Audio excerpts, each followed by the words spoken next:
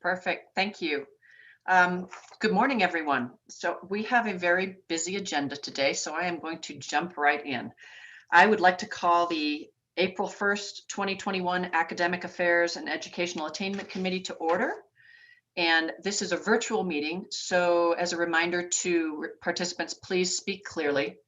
Also remember that only members of the committee can provide a second to a motion. And the live stream of the public meeting is available to the public on youtube.com at the ABOR Live link. Today, we're going to begin the meeting with an update from Arizona Superintendent of Public Instruction, Kathy Hoffman. And then we will review a request from the University of Arizona to extend a degree program to an existing site in Chandler. The committee will also engage in discussions with ASU and University of Arizona regarding their institutional university metrics and enterprise-wide metric targets. We'll review and discuss the first-time student retention report, and we'll hear a new academic unit request for ASU and a new organizational unit for NAU and a number of new program requests for University of Arizona. Finally, we will review requests from the board office for policy revisions pertaining to the Arizona Teachers Academy and 4 residency policies.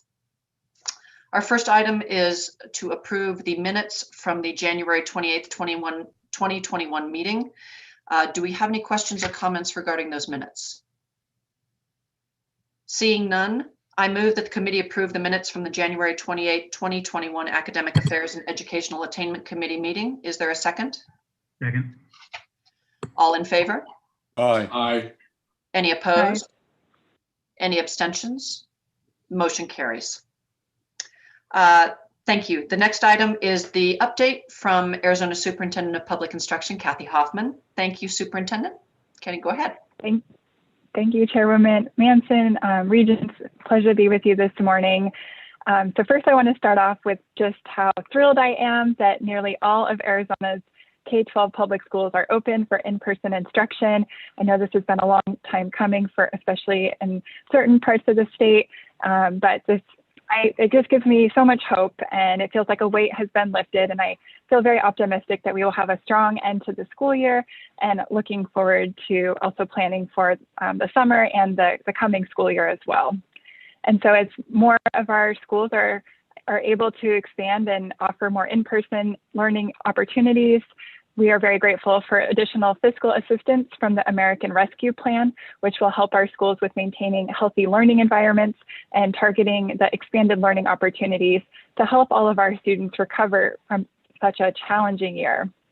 This most recent funding from the American Rescue Plan is in addition to the 2 prior federal relief acts, which have provided our schools as well as the Arizona Department of Education with COVID recovery and relief recovery dollars.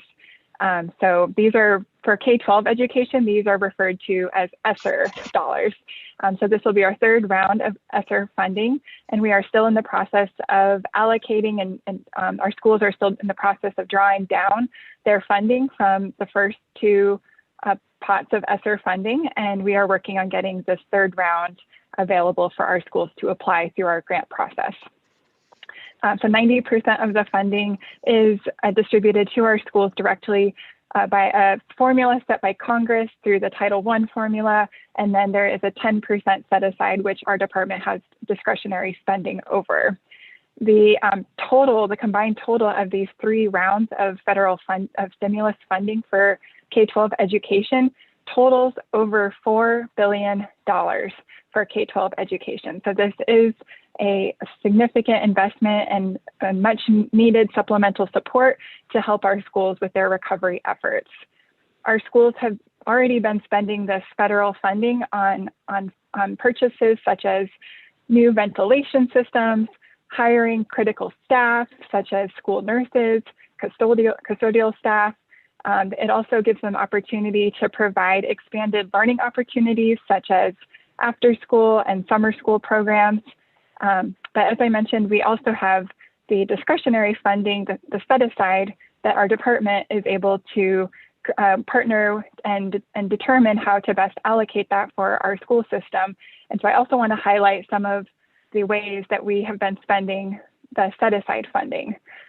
So one, you've all heard me speak to before about the digital divide in Arizona. And since these are one-time funding sources through the federal funding, the digital divide is one of our priority areas that we are tackling with our federal funding. So we recently announced that we're spending $1.5 million towards a project called the Final Mile Project, which will essentially fund internet infrastructure for homes that are located in our rural parts of the state where the local school district has high-speed internet, but there's a need to extend the internet from the school district to the homes. So this Final Mile Project will bring internet equity to our rural students and families who do not have internet in their homes. So we're very excited to support that alongside the Arizona Rural Schools Association.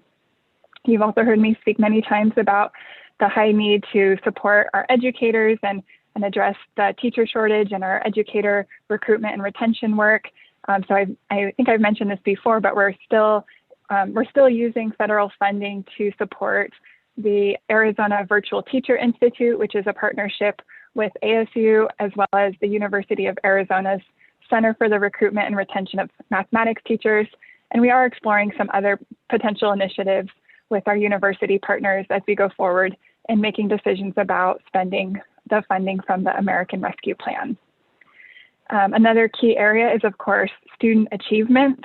So these are just a couple examples of how we are allocating funding to support our students more directly.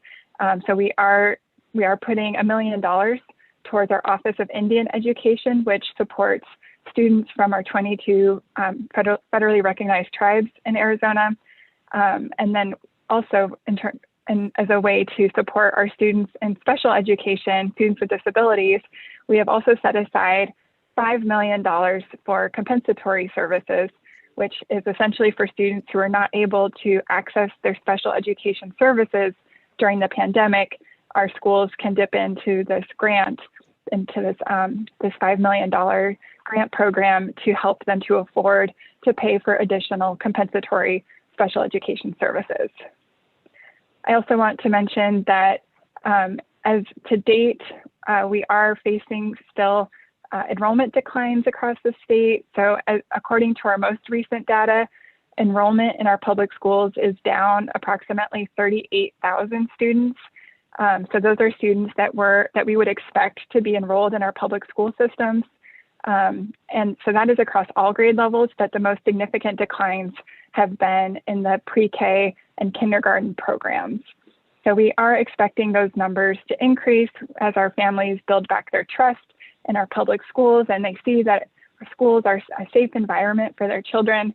But to help with this issue, we are also dedicating at least $150,000 of our federal funding to do a marketing campaign, which we're expecting to launch this summer, that will be to help re-engage our families and build back that trust and support our schools that have been seeing enrollment declines. So these are just a few examples, only a fraction of what our schools and what our department has been spending the federal funding on. We are in the process of finalizing and putting more of these updates on our website. So keep an eye out for those types of announcements going forward. Thinking about in planning and preparation for the next school year, we of course recognize that I think that this pandemic has really shown us the value of in-person learning, but also how we can ensure the health of our students and teachers and our families during periods of increased sickness, such as the regular flu season. I think we've learned a lot from this pandemic. So our schools have done such a good job of mitigating COVID-19, but also other respiratory viruses, and the masks and social distancing have been really critical and really key to having safe in-person learning environments. So we continue to provide the most evidence-based information to our school leaders as they are, again, increasing their in-person opportunities this spring. We have provided our school leaders with a toolkit with resources from the CDC, and we also work very closely with the Department of Health Services and our county health directors to make sure that our schools continue to receive the most up-to-date and accurate research-based information so that they can, again, finish the school year strong. And I wanted to just end with a few post-secondary updates because I really do like to connect our work from the department and our K-12 schools to the university work. So I wanted to highlight that we recently invited our statewide FAFSA coalition partners to meet with the Financial Student Aid Office. So it's the Financial Student Aid Office from the U.S. Department of Education. And we met with them to discuss the collaborative work that Arizona is doing to support FAFSA completion. We really brought the team to this meeting. I was there. We had representation from ABOR, from each of our 3 state universities, College Success Arizona, and others. And so we were able to share with them what our state was doing to meet our FAFSA goals. So currently, the percentage of high school students who have completed their FAFSA is at 35%, and our state goal is 52% by June 30th. So we're going to keep working hard to get to that goal. And we are just so grateful for all of our partners that are supporting us in this work. Our department is working with the governor's office, with Valley Leadership, Access ASU, Be a Leader Foundation, the Northern Arizona College Resource Center, and many others. This is a long list. I won't name everybody, but we're working with many of these organizations who are passionate about post-secondary attainment and FAFSA completion. And so all these groups are working together on a marketing campaign with targeted social media ads, billboard presence, PSAs, radio ads to increase FAFSA awareness statewide. And so far, this campaign has had 13,000 clicks on social media from high school seniors and parents, and over 800,000 impressions. And so that has helped with our FAFSA completion by about 4%. We are also supporting FAFSA drive-ins. And to date, we have successfully, with this collaboration, we have successfully hosted 9 drive-ins since November. And we've had over almost 200 volunteers participating in this work, and this has served over 700 students and families. So we're continuing to plan more of these drive-ins in the month of April as well. I think that pretty much covers the main work of our post-secondary coordinator. I know she continues to put together different committees and collaborations. And it's just really exciting because, again, this is a new role to the Department of Education. And so it's just really exciting to be engaging with all these groups and with ABOR and with the state universities, since we all share these common goals of improving access and attainment to our state universities, and as well as our other colleges across the state. And that concludes my superintendent's report. Thank you so much for the time. Thank you, Superintendent Hoffman. Are there any questions or comments for Superintendent Hoffman? Okay, this was an item for discussion only, so thank you very much. The committee will hear a request for the University of Arizona to provide a novel degree program within Arizona by extending its Bachelor of General Studies at the university's existing sites to Chandler, Arizona. To be clear, this program is extending to other areas in the state as well, but under the new board policies, universities must give each other notice and engage in consultation with each other before offering an existing academic program in an existing location. University of Arizona provided notice to ASU and U of A of its intent to offer the existing Bachelor's of General Studies program, which it currently offers in Tucson and at its location in North Phoenix at several new sites around Arizona, including Chandler. ASU has objected to the University of Arizona offering the program at the Chandler location. After an objection, the universities worked to try and resolve the concerns. Upon receiving the objection, the board office places the university's novel program proposal on the next regularly scheduled academic affairs agenda. In the event, which is the case here, the universities cannot resolve the concerns, the committee is asked to make a recommendation to the board whether to approve, reject, or revise the proposal. We're going to begin these discussions with a presentation from University of Arizona regarding the proposal.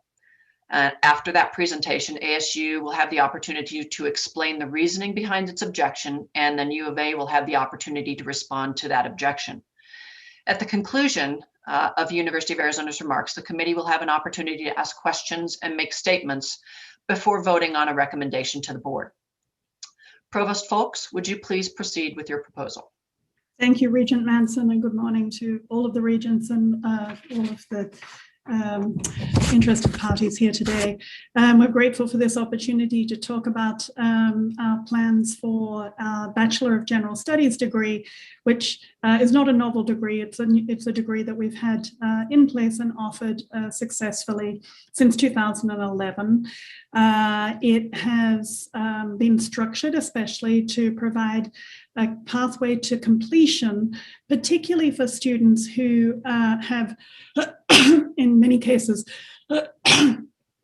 changed majors, excuse me, allergies, changed majors several times and in need of considerable flexibility to put together a structure for a bachelor's degree that will allow them to complete in a reasonable period of time. And without accruing a great many additional credit hours. As such, it has been an important part of our strategy to increase our completions for University of Arizona students overall.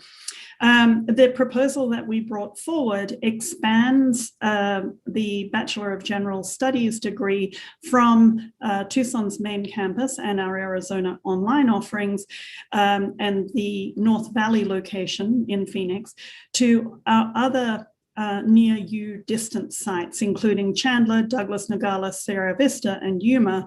And Chandler, I understand, is the only site where an objection has been raised. The expectation that we have for the Chandler site, which I'll focus on now, is that this will ultimately enroll maybe 25 students at the Chandler site.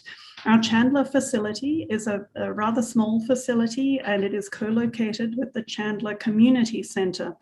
The Chandler City, the City of Chandler, rather, is very keen for us to maintain that site as a physical location to provide support structures to students, and they're very enthusiastic about in fact, to the point where they're helping us right now to find improved accommodations.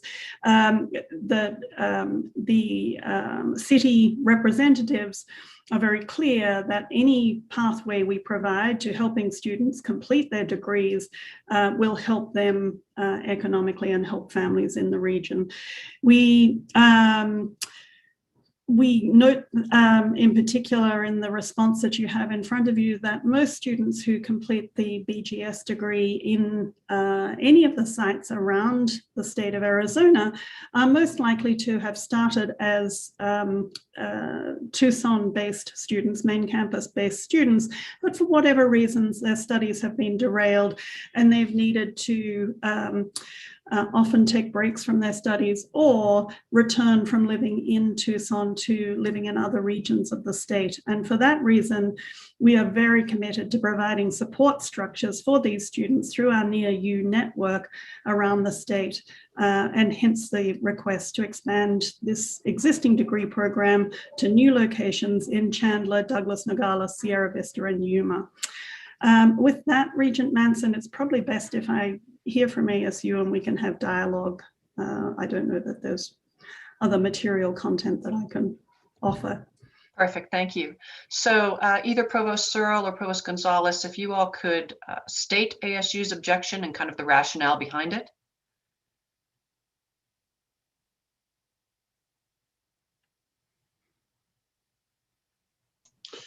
Mark, you're on mute. Provost Searle, you're on mute. Thanks. Sorry, I spent the whole. I couldn't find him on my screen. I was in silent mode. But thank you, Regent Manson, and thank you, Provost Folks. The explanation is helpful. We think the Bachelor of General Studies is a good program. We offer it as well. I do want to just factually correct that we do also offer it at our Polytechnic and Tempe campuses, not just downtown Phoenix. But that isn't the root of our concern. Our concern was really in not really understanding the larger picture of what the plan was for the Chandler site. So is this the beginning of an expansion at this Chandler site of adding many programs? Is this going to be, it? We don't have a context to understand what the larger plan is for the University of Arizona within Chandler. And if they are going to be expanding and building a more full-fledged campus there, and I think they have some plans, I think, to perhaps move other programs. I don't know, but that's what we're lacking an understanding about, to understand just what are we approving. So we don't really understand the context. Provost Folks, would you like to address that? Absolutely. Thank you, Mark. That's really helpful. This is not part of a major strategic move. This is an effort to meet the needs of students that we have at present in our system, and looking to us to support them through to the ends of their degrees that we have already in progress. I understand the interest in the bigger strategic picture. This is not a piece of a puzzle. This is a specific move that relates to our distance network, to make sure that we're offering students the support services they need to move through to degree completion around the state and have access to physical supports in places that are as close as possible to where they may be residing. Okay, thank you. Are there questions or comments from the committee members?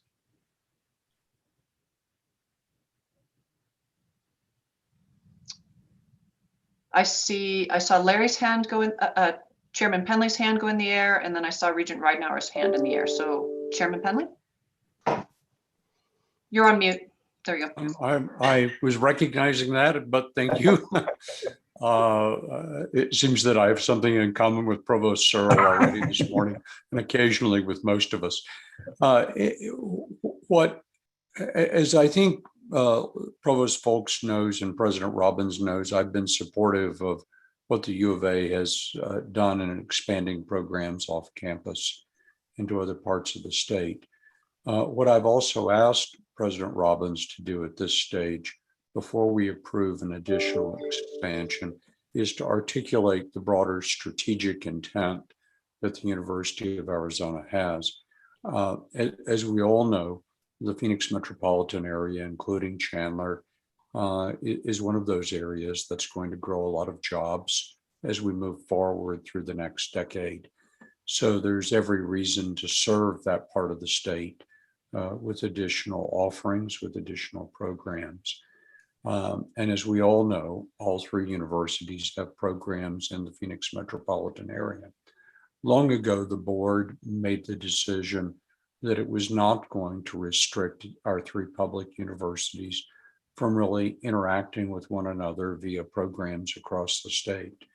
But I'd recommend that we table this motion at this time until we have that articulation of the broader strategic issues that Provost Folks indicated were yet to be really undertaken. Thank you very much, Madam Chair. Thank you, Chair Penley. Regent Ridenauer. Thank you, Madam Chair. I'm not on the committee, so I can't vote. And even though this may be tabled, I think it could have a adverse effect on the University of Arizona. I think they've already had a tremendous amount of delay in offering this program, and that was perhaps one of the reasons we came up with this procedure that ASU or U of A or NAU had to respond to anytime someone proposed a program within a certain amount of time. And I think maybe a lot of this came out of which is an improvement over the previous procedure, and probably some of this arose out of universities offering programs, say in Yuma, and I think it's been shown that the universities have targeted specific programs in Yuma, so there's not a wholesale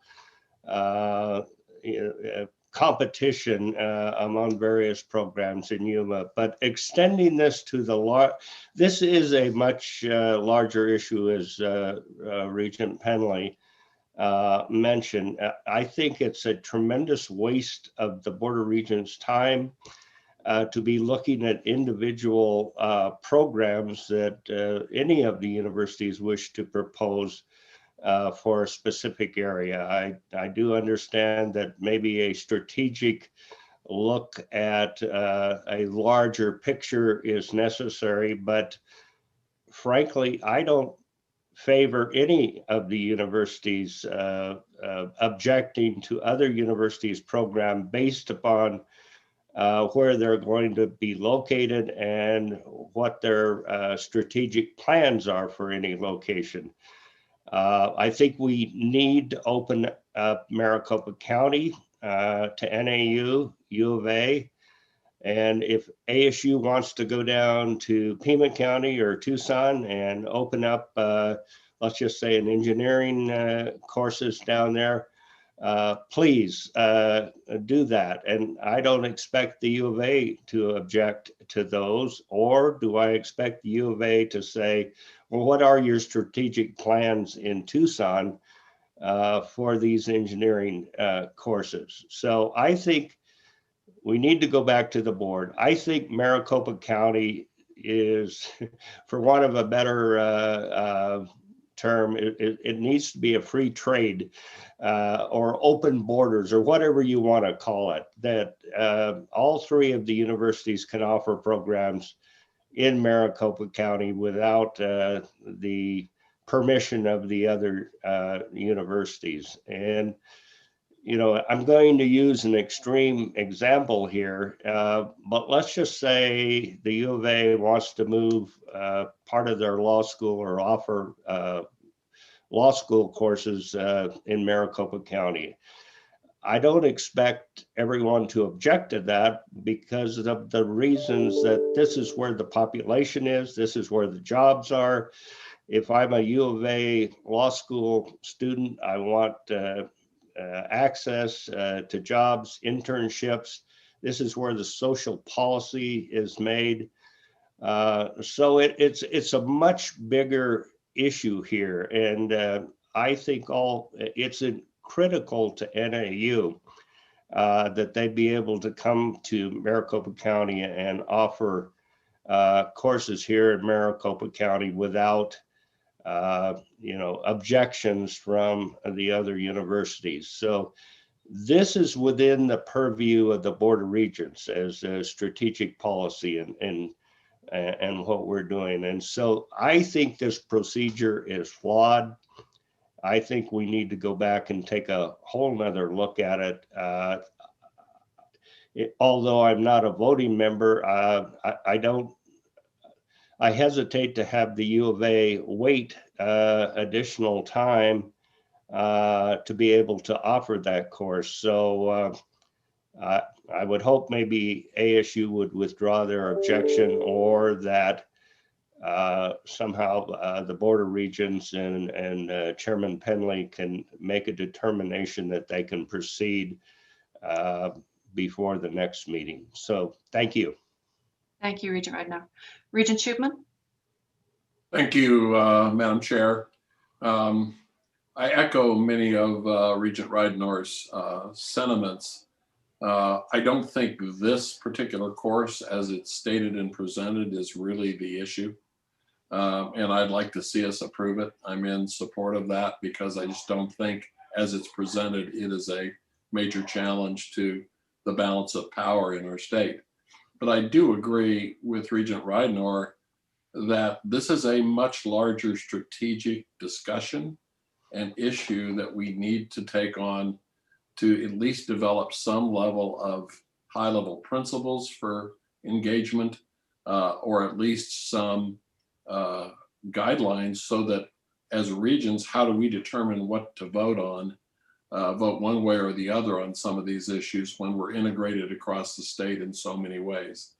I do think there are some principles that are possible, things like presenting courses that meet unmet need, presenting courses where one of the university has a particular strength that the other universities don't. There are certain guidelines that we could high level adopt. I don't have a solution, but I do believe it's time for us as a board to discuss this more completely and decide, are we going to be open borders as Regent Ridenour said, or are we going to try to come up with a set of guidelines that allow us to make good decisions that favor the kids, the students of Arizona, as well as support the needs of each of our 3 universities. So I think we should separate these issues, Madam Chair, and approve this particular course because it is such a small issue, and the University of Arizona has needed this and tried to get it for months now. I appreciate ASU's pointing out that there's more here than just this course. And Provost Searle, I agree with you completely. Better understanding what the long-term implications are is really the challenge. Thank you. Thank you, Regent Schupman. Regent Rusk, I saw you had your hand up, but now it's down. You have no comment? I'm trying to figure out how to best word my comment. I think this is maybe a weird degree program for us to bring the hammer down where they're expecting 25 students. I understand that there could be a larger strategic issue, but I agree with what what Regent Schupman had to say here. Sorry, it seems all of us are using first names today. But I agree with what Regent Schupman had to say, which is this is maybe not the degree program to swing the hammer down. This could be a part of a larger strategic plan, but I don't think 25 students is indicative of a huge expansion here. So I'm in favor of approving this program. We can discuss strategic options at a later meeting, but I don't see any reason to stop this approval. Second, I wanted to comment on the current policy as it stands. I think there is a lot of benefits from the current policy. It is allowing for the university to discuss any collaborative events between new programs. It allows for a quicker idea of whether or not the universities can have a program in any situation beforehand when we're having universities ask and not receive a response.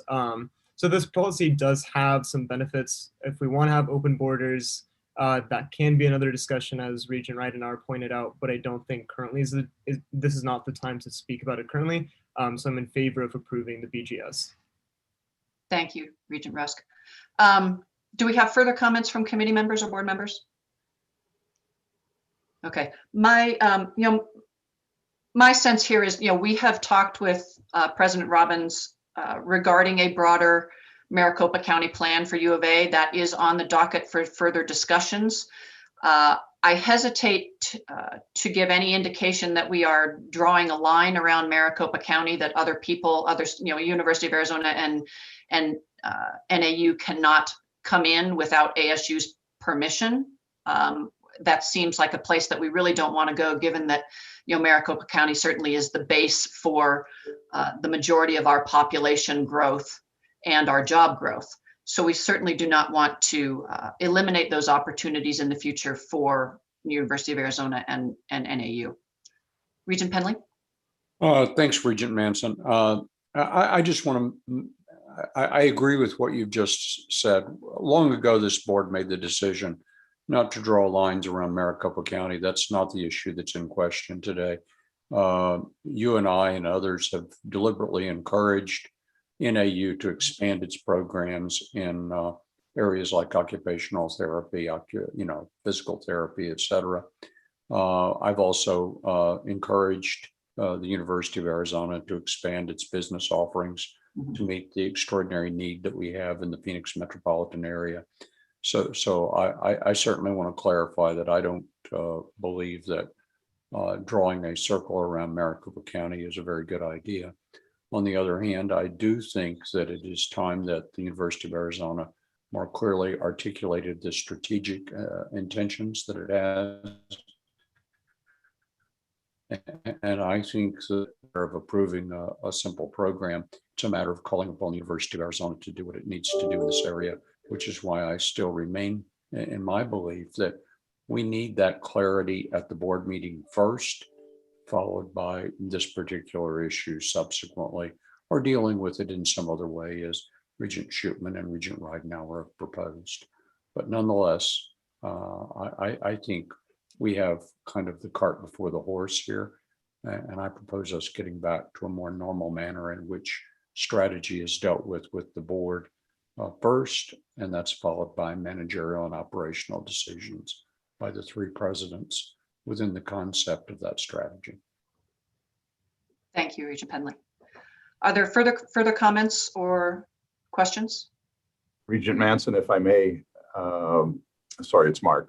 Yep. Yeah, I want to reiterate that when we raised this issue, we were very clear that it was not really about the degree per se. It was about the strategic issue because we just didn't understand the context. So I just don't want to be constantly being asked to approve the degrees one at a time without having some kind of sense of what it is that the plan is. And if we all agree, and certainly if the board agrees on what the plan is, then, you know, we don't have any, you know, position to take on it particularly. But that's why we brought this up, because that's what the policy currently requires us to do. Okay, thank you very much. All right, so with no further discussion, I believe I don't see any further hands. I am going to make a motion that the committee forward to the full board for approval the request for the University of Arizona to provide a degree program within Arizona by extending its Bachelor of General Studies at the university's existing sites to Chandler, Arizona. Do I have a second for that motion? Second. Okay. So with a second, all in favor? Aye. Aye. Aye. Any opposed? No. Okay. Any abstentions? So the motion carries. This item will be placed on the board's April meeting agenda. Thank you all for the discussion, and I'm sure we have noted to the University of Arizona regarding the desire for a broader strategic plan in Maricopa County, and I do believe that that is on the docket for a future board meeting discussion. At this point, the committee will engage in a discussion with Arizona State University regarding the institutional university metrics. Rich Stanley and Christian Osmena with ASU will present. Rich and Christian, will you please proceed? Thank you, Regent Manson. The ASU has been working, a team at ASU has been working with the board staff and with a subcommittee of the regents on the development of our institutional metrics, as well as with all the universities on the development of the larger enterprise metrics. And today we're prepared to talk further about where we are with these things. At ASU, the conversations have involved Provost Searle, Provost Pro Tem Gonzalez, Maria Angriano, myself, and Christian Osmena, who's the Vice President for Enterprise Strategy. Some of your regents have met him through the work on this committee. Others of you, I think, have not met him yet. He's been at the university for well over a year now. And Christian has taken the lead on developing the detailed work that sits behind these metrics, and in many of the direct policy discussions, particularly with the board staff. And so we're asking that Christian do the presentation, both of the institutional metrics and also of the next item for the larger enterprise metrics. Thanks, Rich. And sounds good. Thanks, Rich. And thank you, Regents. I'm now realizing I'm wearing the wrong colored tie for my new role, probably, but I will work on that moving forward. I think we can move on to the next slide. And so, as Rich indicated, these metrics, working with you all, were really designed around reflecting goals that were either areas important to ASU's charter or areas that are important to the strategic growth of the university moving forward. Really, our work following the January meeting has focused on two areas. One, developing additional measures related to the quality of the Fulton Schools of Engineering that we think hopefully are consistent with our design aspirations for the school. And then second, really a new goal that embraces ASU's, the portion of ASU's charter related to taking responsibility for the economic, social, and cultural health of the communities it serves. Thank you to Regents Manson, Penley, and Duvall for helping us guide us in that process. and certainly to Chad, Helen, and George for refining our work there. We can move to the next slide. And so these next few slides really just walk through the 4 goals that we've identified as part of these institutional metrics. The highlighted cells show the additional metrics that we've added since the board or since this committee had its January discussion. And so in January, we discussed 2 metrics, the numbers of bachelor's degrees awarded by the Fulton Schools and the total research expenditures attributable to Fulton Schools faculty. Those are retained as part of this. I think our work is really focused again on developing additional metrics that we think are reflective of the quality of the schools. And so the 3 additional metrics that we are proposing are 1.2 around the educational quality.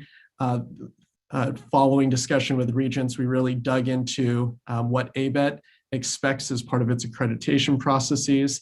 And so the metric we've identified here is the percentage of students who meet some specific ABET student outcomes as measured through an annual assessment by faculty and outside reviewers. The 1.3 really was our attempt at getting at a measure of graduate preparedness. And so, what we're proposing here is using and setting goals around a set of ratings that are collected through employer surveys. There are 2 possible sources that we're looking at here.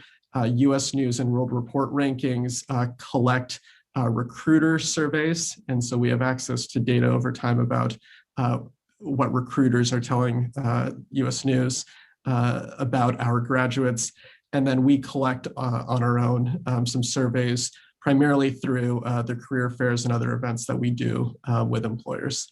And then the final metric that we have here is doctoral degrees awarded by the Fulton Schools, which we think is a measure both of the quality of our educational programs, but also the research productivity and the perceptions of the school itself. I'm happy to pause after each goal or walk through all 4 and then pause at the end. Regent Manson, whichever you prefer. Yeah, I think probably best to pause in between so we don't get too far down the road. So at this point, are there comments or questions from any board members, committee members regarding these particular metrics? I will say that we have been through multiple iterations with ASU trying to get these right. And I really appreciate their efforts in bringing these to fruition. All right, seeing no questions or hands, somebody holler at me if I'm missing something. Okay, Christian, go ahead and move on to the next. Great, we can go to the next slide. And on goal 2, and I'm not seeing, oh, there it is. We haven't made any changes since the January committee meeting. Again, this goal was really about ASU operating as an engine of social mobility, both to graduate students consistent with the demographics of Arizona, and then to meet the needs of all learners, kind of this transition that President Crow has described in the past, building a new learning enterprise that really focuses on lifelong learning. And so the 3 metrics that we had presented at the January meeting were the graduation rates of Pell Grant recipients compared to the graduation rates of non-Pell Grant recipients, with the goal certainly of closing any gap. The second was enrolling a class of first-year students that was reflective, and that moving forward is increasingly reflective of the demographics racially and ethnically of Arizona's public high school graduates. And then finally, this is a new measure that we are going to begin to collect of the numbers of learners engaged. There's still work that we need to do internally and with the board to determine how we would define both learner and then what types of engagements we're counting for this purpose. Yes, and so we have further work to do with the committee regarding the definition of that 2.3 goal. I do see Regent Rusk's hand in the air. Thank you, Chair Manson. This is the same question that I had at the last A-Board meeting where we discussed the set of metrics. This question will apply to both ASU and U of A, since this metric crosses both universities. So 2.2, the demographic diversity for New Arizona resident students. I'm exceedingly glad that we're looking at the enrollment of these students, but as I've mentioned before, the enrollment piece is incomplete without an attainment piece and a retention piece. We can be enrolling 75% Latino students, but if we're only attaining 25% of those students, then the enrollment number doesn't really matter as much. So I would encourage the universities again to please include the enrollment and attainment gap. So even though we do enroll these students, if there's an attainment gap between the different races, then we aren't actually succeeding at what we're aiming to do, which is equity and accessibility for all students. Thank you. All right, And my further colleagues will- comment? Further comments? Okay, seeing none. Christian, next. Great. Goal number 3 refers to really our knowledge enterprise and the extent to which we are establishing ourselves as a global center for interdisciplinary and transdisciplinary research and development. Again, there were not major changes between the January discussion and this presentation. In those metrics, I would just highlight, thank you to Regent Penley for suggesting on 3.2, we've added expenditures that are generated through the collaboration at the Phoenix Biomedical Campus as part of a metric around the types of expenditures from signature initiatives that involve both interdisciplinary and transdisciplinary research. And so the two metrics are a count of their total research expenditures that are interdisciplinary or transdisciplinary based on the NSF's Higher Education Research and Development Survey, and then second, a count of these research expenditures from these signature initiatives. Perfect. Any additional comments or questions from the committee? All right. And then the final goal, goal 4, has been added altogether since the January discussion. And again, I think this is really reflective of our charter and the commitment in the charter to assume responsibility for the health of the communities ASU serves. I think this is one that we would acknowledge is something that should continue to be a work in progress moving forward. I think measuring our impact systematically on an annual basis is something that we're looking to do.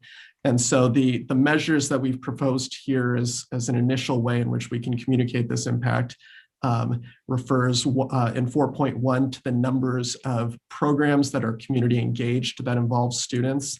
And then 4.2 is the number of actual student engagements in those activities. For some context, in our prior social embeddedness reports, the current metric for 4.1 would be something like 514 programs that are community engaged. And then the number of student engagements was about 74,000. Again, I think in our conversations with the regions, one of the kind of issues that has come up is a desire to have measures that are more reflective of the impacts of those engagements. I think we agree and are continuing to work to figure out what those might be. And then 4.3 was a measure we talked about last time that has been included in this goal rather than in goal 3 around the numbers of licenses and options executed as a measure of the impact of our knowledge enterprise. Thank you. So are there any comments or questions regarding these goals? I just want to say that these were difficult for us to get our hands around. And so I'd like, Christian, if you can just explain a little bit what 4.2 means in terms of the number of student engagements across all socially embedded activities. Yeah, and I may, others may have additional context that we can provide. We, in the past, had reported some facts about and produced an annual report around our social embeddedness engagement activities and embeddedness activities. This is really an attempt, and it reflects an unduplicated count of a variety of activities that we were able to track that students were involved in. And so it's a count of the number of students, though we may have duplication for students who are involved in multiple activities. And Christian, this is Nancy, if I may, Nancy Gonzalez. Yes. We have a number of socially engaged programs that are working directly with communities in a variety of ways. And this is our attempt just to show that not only do we have those engagements, which could frankly occur mostly between faculty with just a few students. This is an attempt to show that we're actively engaging students in the process of that work.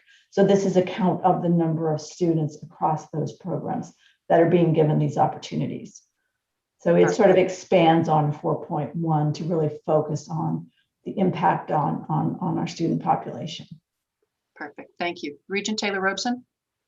Thank you, Chair. I'm just curious, can you give us an example? I just want to wrap my head around what these engagements are. Is it volunteering at a vaccine location, or, what? Give me an example of these.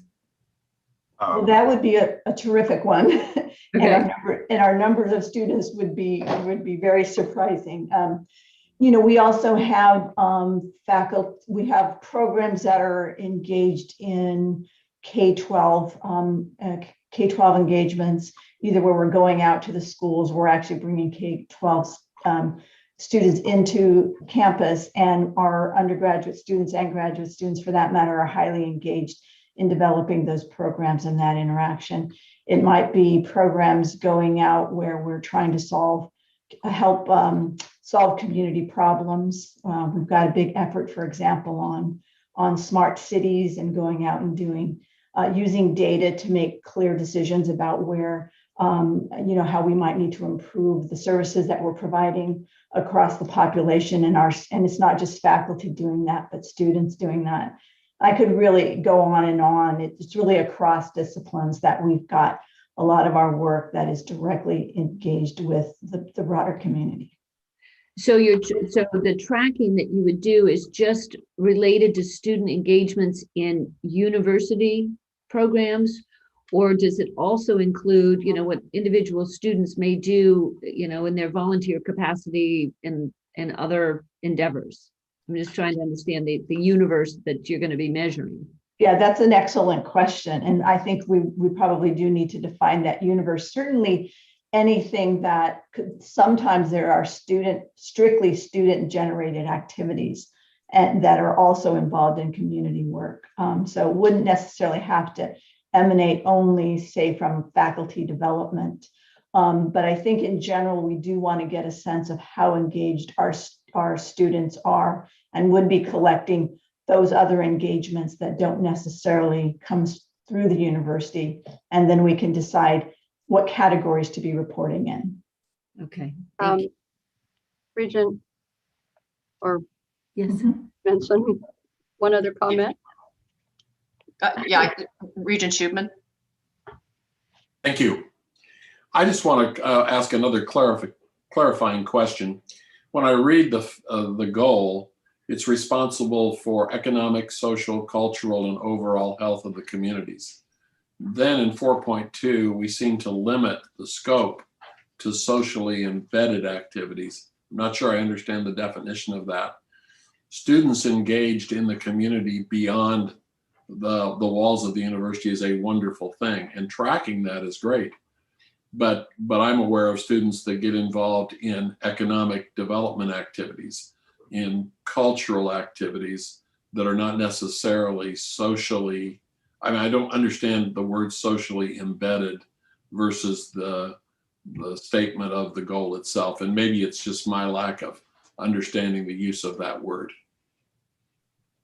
No, I think you're right. And I think there is some work for the committee to do to further define this and make sure that we understand what it is, the output is that we're measuring. So I think there's work to do yet on these 4.1 and 4.2, but we're getting closer than we were by inches, if it may be. And I think we would agree 4.1, 2, and 3 don't reflect the comprehensiveness of the overarching goal that's reflected there. Right.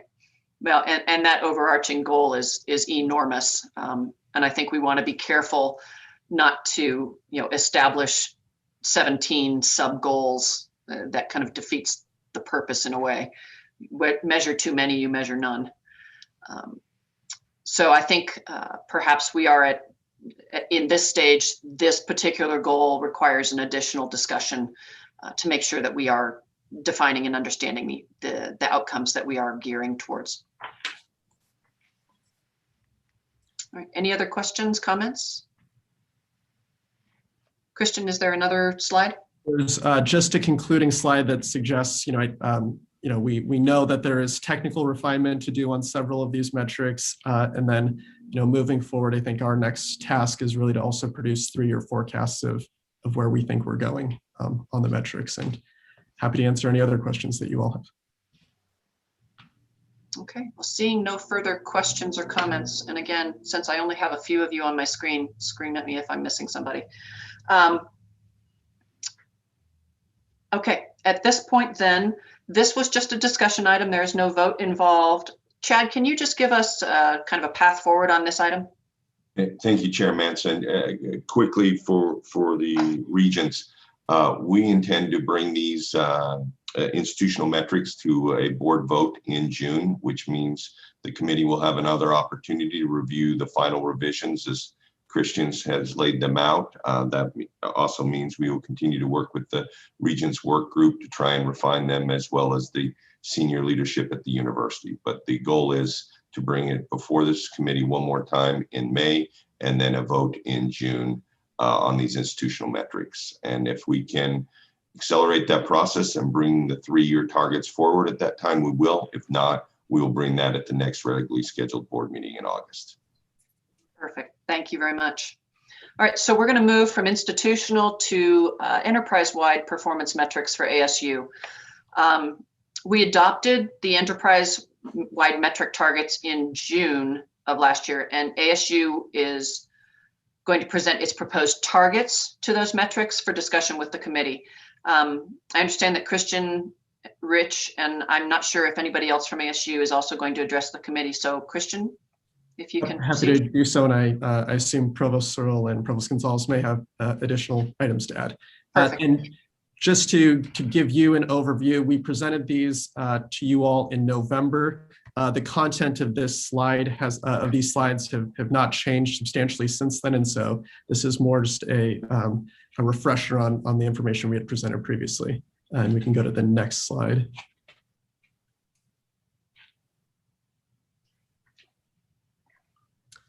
And so, this slide really just describes kind of our thinking and the framework we used to determine how to model what our goals would be and what our forecasts are. They reflect largely a reaffirmation of our existing 2025 goals with a recognition of continued enrollment growth across all modalities. And then we are adding, as part of you all have added as part of these new metrics, a set of goals around cost and debt. And so really what you'll see as part of these forecasts is a forecast of ASU's existing tuition model, which in general seeks to keep tuition low and commits to no increases of no more than 3% for resident students. We can go to the next slide. Perfect. And so these slides really just are intended to orient you to kind of our way of coming up with these forecasts. We worked again to come up with our enrollment forecasts. You'll see that in the light gray bars, 2020 and prior, those are actuals. 2021 and beyond are our forecasts. We anticipate growing to fall enrollment of about 165,000 students.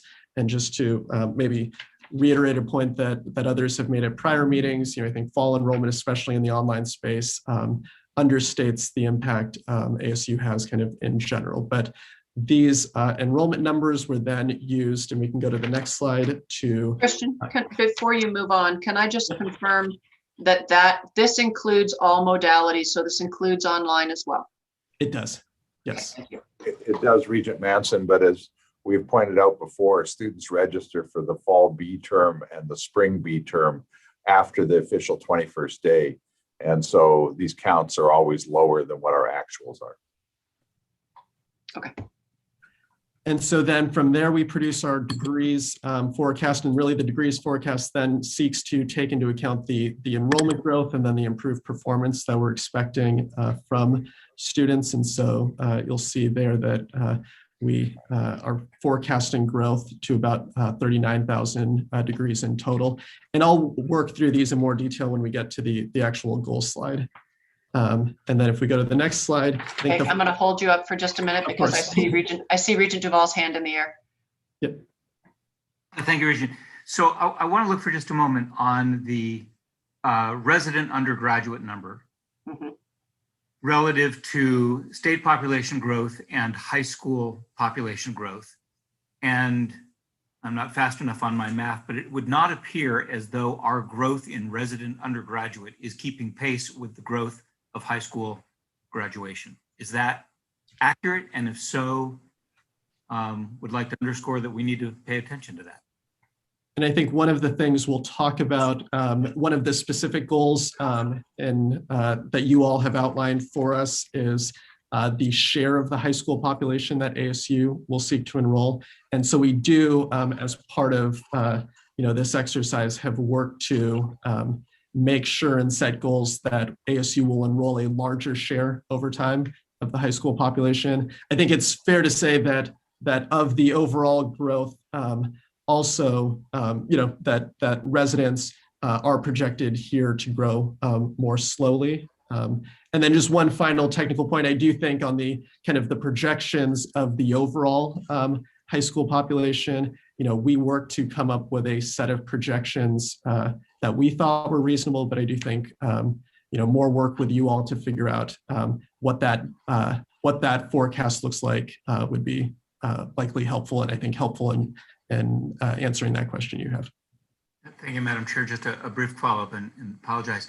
So appreciate that, appreciate the attention.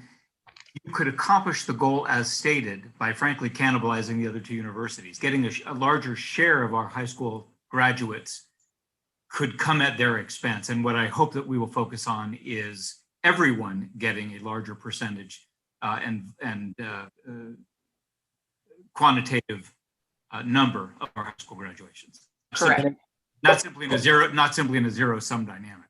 And I think one, test of reasonableness of all of our forecasts would be when we all have presented these to check to make sure that isn't the case, and that when you add up our goals with the University of Arizona's and NAU's, that it tells a reasonable story moving forward. That we aren't attracting more than 100% of the high school graduates. Regent Penley, I see your hand as well. Oh, thank you very much, Madam Chair. I was observing the same issue that Regent Duvall is. So I think the latter point he just made is an important one, but it calls on us, I think, at the board level. And I turn to Executive Director John Arnold and to Chad Sampson here, that we need to be looking at this broader issue of overall growth in the number of high school students that are captured by the three universities, looking not only at ASU, but the other two universities as well. I'll admit, Christian, I would have liked to have seen that bottom yellow piece of the bar rise at a much higher rate than I saw it rise as we walked through this. But I'm completely in agreement with Regent Duvall about the concern of expression that he's made. Thank you. Correct. Thank you. Regent Shipman. Just a quick add-on to this discussion. This growth curve is reflective of what we see across the entire state. It's the core attainment problem that we have in Arizona. We have so much potential when only 24% of our high school graduates even sign up to go to college anywhere. That number needs to be twice that, with an attainment that would hopefully grow to in the 30% range. Right now it's 18%. This to me is the paramount issue for the state of Arizona, is finding ways to get all students the opportunity they need to come to our universities and have a better quality of life and more successful postgraduate experience here in the state of Arizona. So I think it just points out our core issue that we've been dealing with for years. We need to continue to work on it. Thank you. Thank you very much. Christian? And if we move to the next slide, I think the only other overarching piece of this framework was on research expenditures. And so slide 6, you'll see that this is a reaffirmation of the goals that we had expressed previously. I've added in the right-hand margin, although we've maintained the $815 million goal for FY25, President Crow at the Operational and Financial Review had articulated our new overall goal of $1,000 million or $1 billion in research expenditures in the future. And so, just wanted to note that. And so moving forward, the next section of the deck really just focuses on the specific goals. And if we could go 2 slides forward or to slide 8, here's where we've articulated the 3-year goals. As you know, the goals were broken out into 4 different components of an Arizona promise. The first was to increase post-secondary attainment. As I had noted earlier, we have some data challenges on the public high school graduate share that it's been difficult to track down exactly where we are. And we have some discrepancies between sources. We believe we're about it. We're slightly less than 10% today. And so the goal really would be to grow that moving forward. On total adult and undergraduate enrollment, again, this is consistent with the enrollment charts that we had shown earlier. And so we are projecting growth there, growth in the resident bachelor's degree, obviously more significant growth, or as we discussed, more significant growth in the total bachelor's degrees. And then the 5th goal was our attempt to reflect a growing commitment to community college transfer students. I might interject one thing here. The 3-year window for degrees means that we're not fully reflecting. We won't see the growth in the total number of degrees from the enrollment numbers within this time frame. And so looking at it over a slightly longer period of time, it's important to understand that the numbers may be going up at a faster rate than what's shown here over the time frame that's illustrated. And secondly, this has been true of the metrics since the first day that we set them many years ago, is the determination of, is it appropriate to provide the regents information about where we believe we will get to under normal circumstances, or should we articulate aggressive and perhaps unattainable goals? And I think certainly in the case of resident students, President Crow has very recently made it very clear that he is unhappy with the level of resident enrollment that we have right now, and has asked the management team at the university to find as many ways as possible to think about how to drive our resident population of students, both into getting them enrolled and getting them graduated. The numbers that we've shown here do not reflect a wild level of success in that activity. That does not mean we don't expect to have a wild level of success in that activity, but I think it could be a useful discussion in regards to metrics as to whether or not the regions want to see aggressive or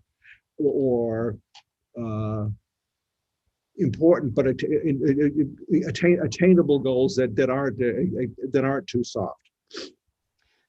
So, I guess I would like to address that a little bit. And my sense is that in shortening the time frame and perhaps restructuring the way we discuss these on an annual basis, that we can address both of those issues.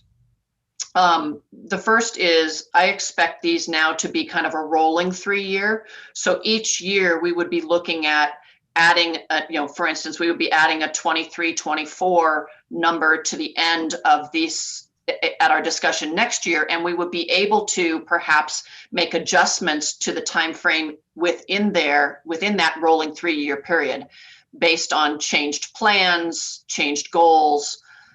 So my sense is that I would like to treat these more as a living, breathing animal than a static, here's our plan as we have for the last 5 years, and here's our progress against that plan. If plans change, if board strategy, desires change, we need to have those discussions rather than follow a linear path that we've set 5 years ago. And so my hope is that we will kind of restructure the discussion and the evaluation of these on an annual basis.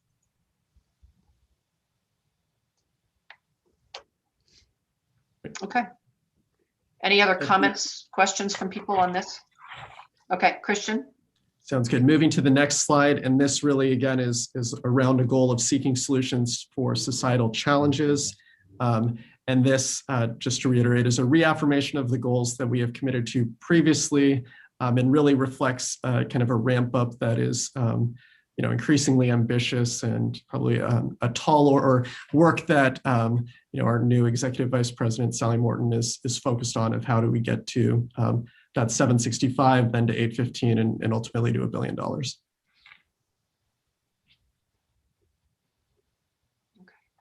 I see no questions or comments, so great. Moving on. The next one, and this is where we begin to get into measurements of efficiency and of cost. For our first, for goal number 7, or item number 7, this is reaffirming the goal that we would hit a 90% first year retention rate by 2025. And so that's the ramp up that we had described to you previously. I would just point out on number 8, although it looks like that is setting a modest goal compared to where we were in 2020, that the cohort of students that are counted as first-time part-time immersion students is very small. And so that metric is somewhat volatile. And so this reflects kind of making improvements on an average over a number of years. And so just wanted to highlight that. The 6-year rate, again, is consistent with our existing goals.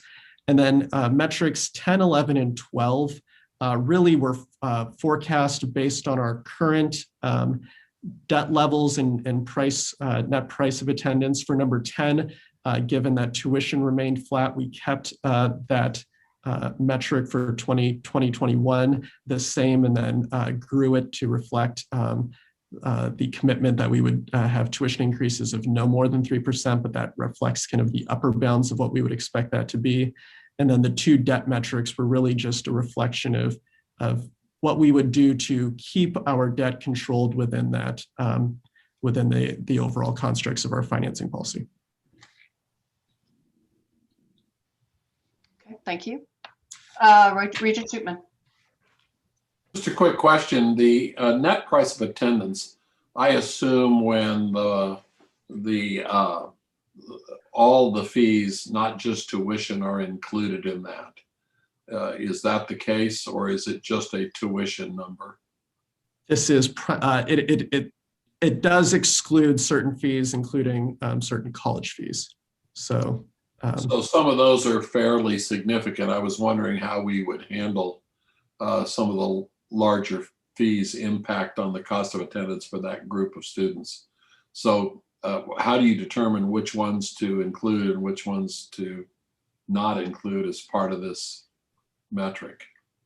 This, I believe, has been a measure that we used a definition that we had historically reported to the board, but happy to consider alternative ways of measuring that, if recognizing that issue around the college fees and others. Regent Schumann, Rich, go ahead. Historically, I believe we have reported on the tuition and mandatory fee as being the base for comparison of what the financial aid impact is. And so it has historically excluded the weird plethora of fees that we used to charge, and it still excludes the very limited tiered tuition structure, with the tiered fee structure that we have today. So I think the increment that we're projecting here, the relatively small increment we're projecting, could be an increment off of a larger base for 1920 if we were to include all the fees. So I think we could report on everything. You would still see a very modest growth in the actual number, but the actual number would be higher if we were to include some average of the fee structure that exists today.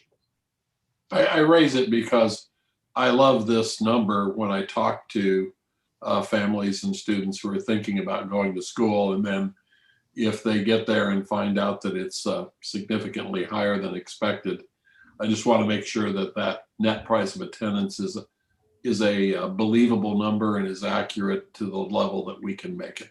That's my only hope for it. Thank you very much. All right. Great. Thank you. And then our final slide for the fourth goal in this ABOR's promise was to increase quality.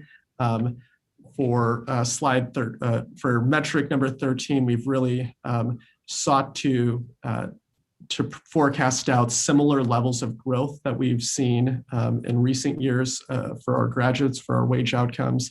Again, this measure really was forecast based on economic growth post the Great Recession, and so this is going to be dependent on other factors, obviously other factors than simply ASU's performance. And then metrics 14 and 15, our goal is to finalize these shortly. As I understand it, the ABOR staff has been working with our teams, and I think we've come to some agreement on some measures.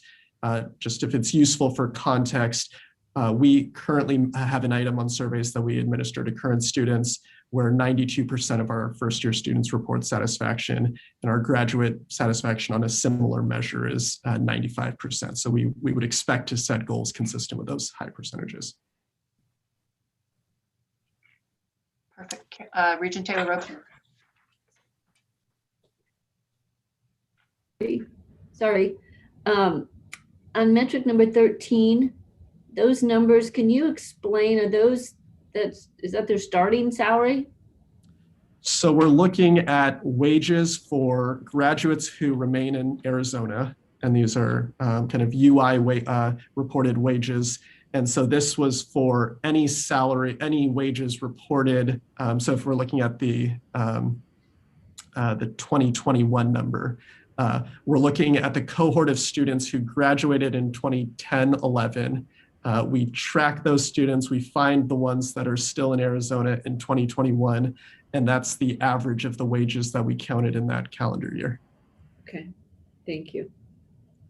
And so for some students, it likely is not a starting salary. For many students, it's likely not a starting salary. Thank you. Okay. Any other comments or questions? Okay, seeing none. And then I would just say we've included in the deck and in your presentation are also our forecasts. Again, our forecasts were based on the same overall methodology I described earlier, so I won't walk through them, but happy to answer questions on any items that you've identified. And so we have forecasts for enrollment that's broken out between graduate and undergraduate, immersion online, and in certain cases, immersion online in certain cases by location. And then we have degrees forecasts and a transfer graduation forecast that are all consistent, based on consistent methodologies. So happy to answer any other questions you all have. I see Regent King has a question. Yes, thank you.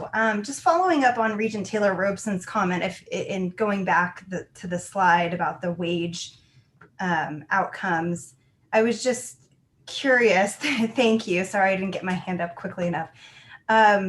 Why do we track? And I'm sure there's a reason for this that I'm just not thinking through.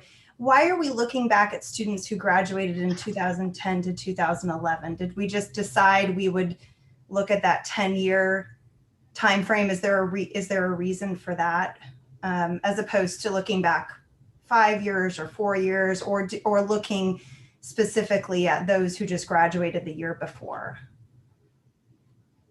So I think, and Rich or Chad may want to offer other comments. I think this in general is a difficult metric, both kind of from a data and a methodological perspective, and then kind of a conceptual perspective.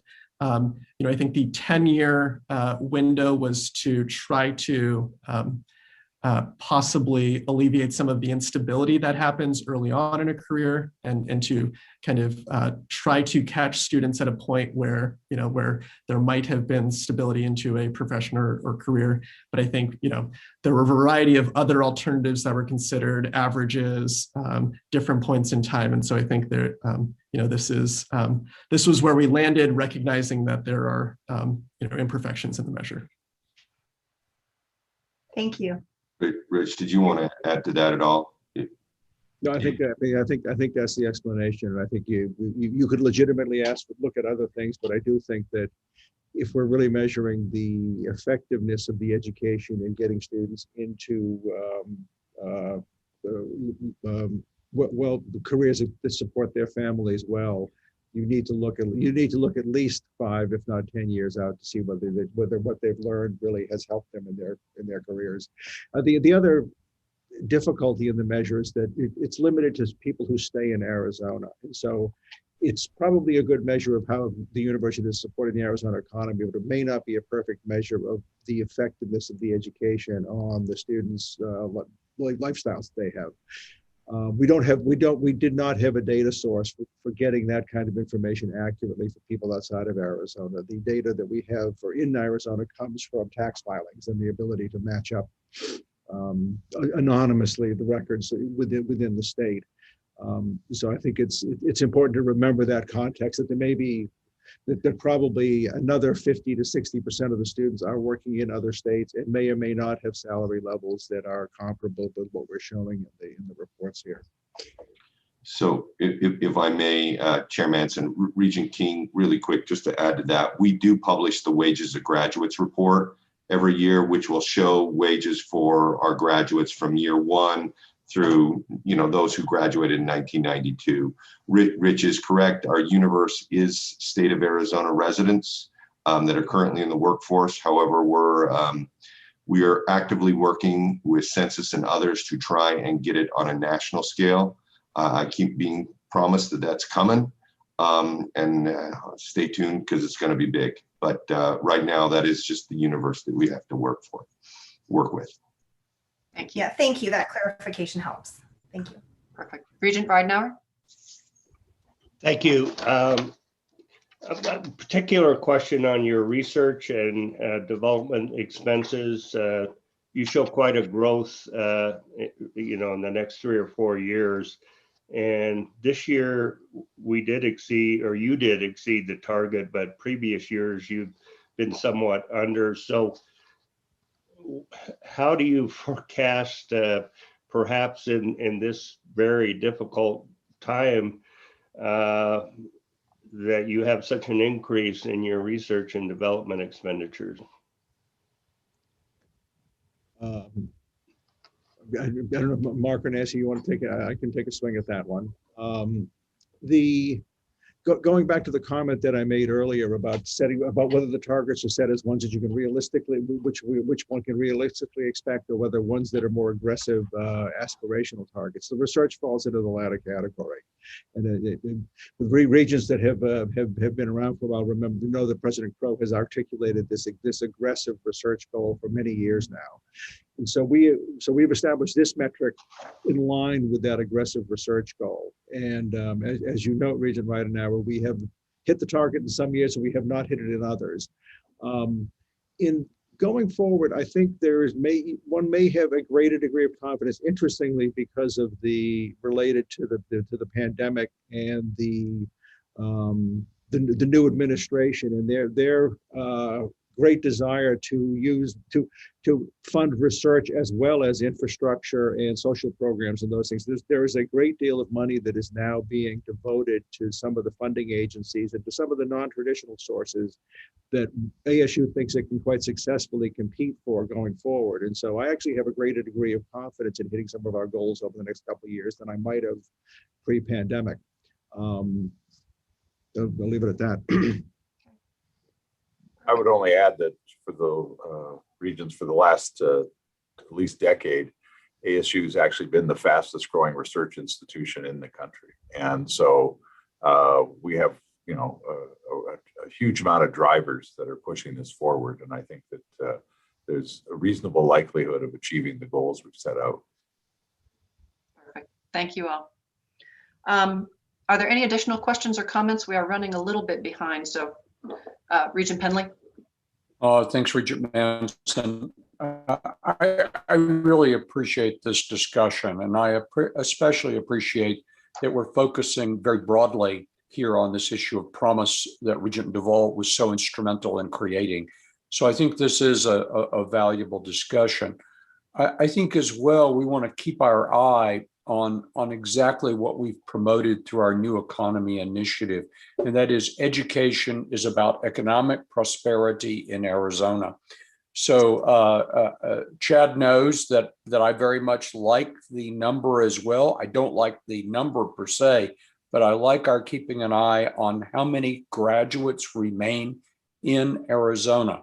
We know that we're losing graduates. Tucson loses graduates, Phoenix loses graduates, Flagstaff loses graduates. We know this is a problem for the state of Arizona in terms of its long-term prosperity. So as we keep an eye on rising salaries in the way Christian and Rich have really focused us a moment ago, we also simultaneously must keep an eye on whether we're retaining graduates and what percentage we're retaining over the longer run if we're going to drive prosperity in the way that those of us on this board really want to do. Thanks, Madam Chair. Thank you. That's a very good point. All right. Thank you, Christian, and the rest of the crew at ASU. I appreciate your efforts in this. It's been a great conversation. We have a little bit of work left to do here, I think, but we're getting very, very close. Next meetings, we will try and come down with the finals. And then, Chad, if I'm correct, we're looking at June to approve these as well. That is correct. Perfect. All right. Thank you all very much. We are about 20 minutes behind schedule. I'm going to reduce our break to 10 minutes. So if we can come back at 10:40, and we will move on from there with U of A's discussion of their institutional metrics. We'll see you in 10. Thank you very much. All righty. We are now going to have a discussion with the University of Arizona regarding their institutional university metrics. I believe Barry Drummond is going to present this to us. So Barry, please proceed. Chair Manson, regents, presidents, and provosts, good morning. I have two agenda items here in the presentation today, agenda items number 6 and 7. The first is on the University of Arizona's institutional or differentiation metrics. We talked about that at the November board meeting. There was feedback from the regents to propose some changes to goal 3 in particular. And so the first part of our discussion this morning is largely geared towards that goal, and that's our graduate program rankings. If we could flip to the next slide.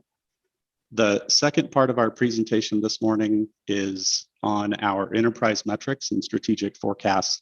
I know we're running short on time, so I'll look to your guidance on keeping everything on track from a time perspective.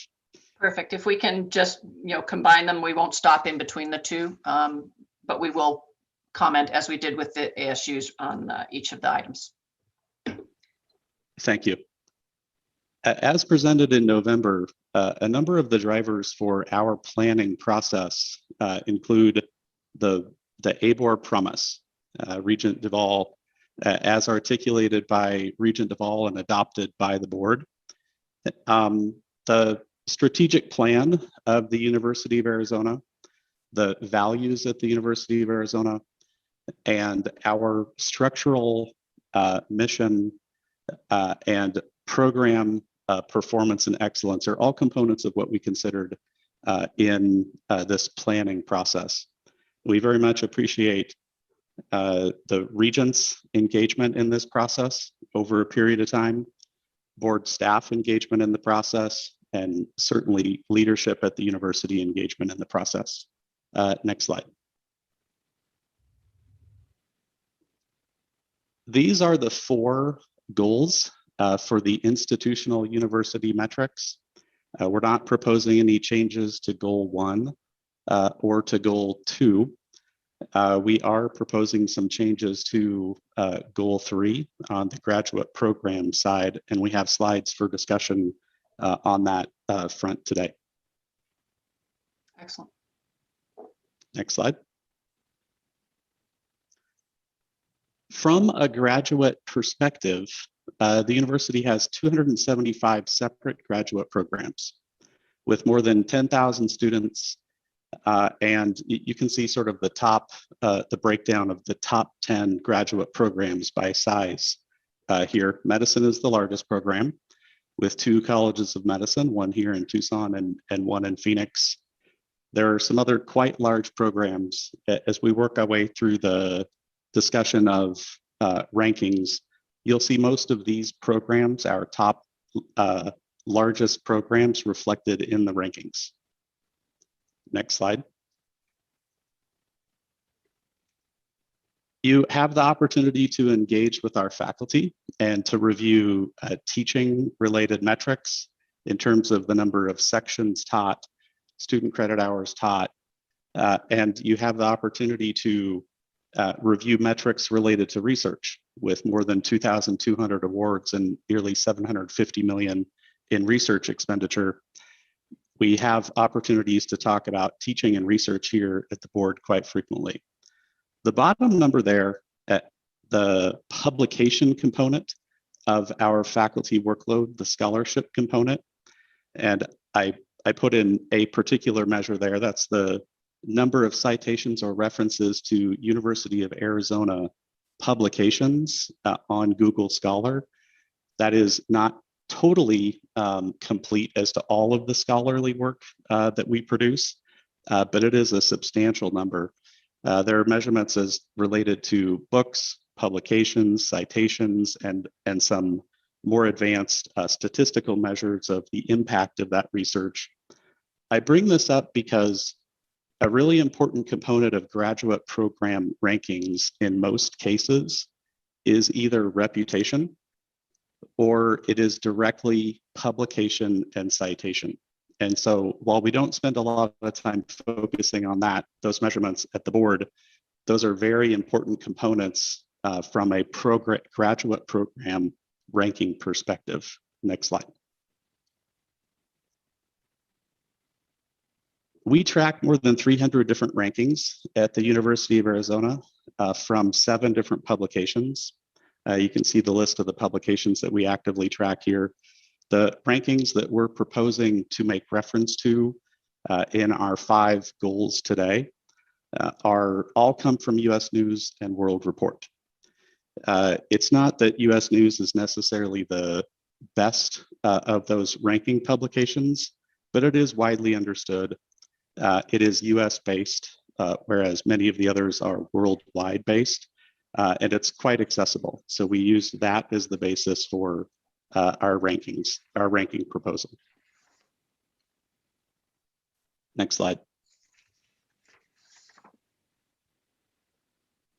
In reviewing the Milken report on the impact of TRIF since it was passed and the particular TRIF initiatives, and mapping that back to the particular graduate programs and investments into research success and economic impact in the state, we ultimately decided, based on feedback from you and feedback here internally, to work to align to where the university really has focus and has strength.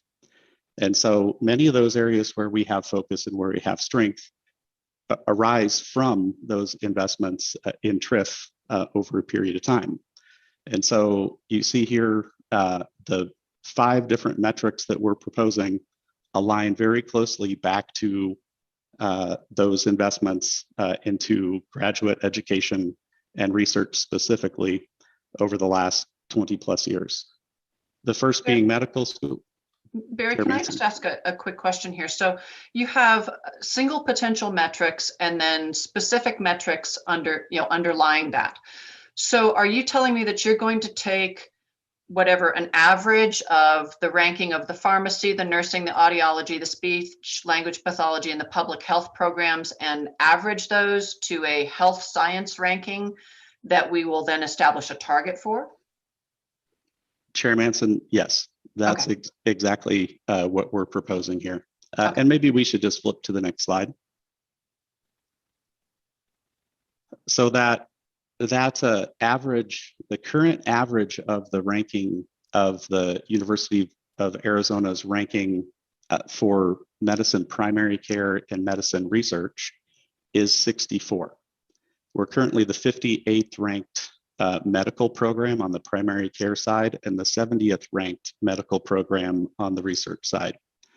And these numbers were updated as of Tuesday. The graduate school ranking data from US News and World Report was published on Tuesday. You probably saw some press releases from the University of Arizona. We have, and we'll get to one of those rankings here in the presentation a little bit later. But Chair Manson, to get to the answer of your question, that is exactly what we're proposing. Our programs tend to span academic organizations, and any one individual ranking, there can be some volatility in it as the ranking publication themselves change their methodology. And so what we've tried to do is really get back to the heart of who the University of Arizona is and how best to aggregate together those sort of micro rankings to really get a sense of how the University of Arizona is doing from a rankings perspective. And so this is what we're proposing for medicine. Okay. Are there any Next slide. questions? Are there any questions from the committee on this? Okay, perfect. Thank you. The second ranking that we're proposing is for a ranking to aggregate together the focus that the University of Arizona has had and has on health sciences. So you can see here the other three colleges in our health science organization and two specific programs called out in particular where we've made substantive investments at the University of Arizona. The average across these 5 programs is 22.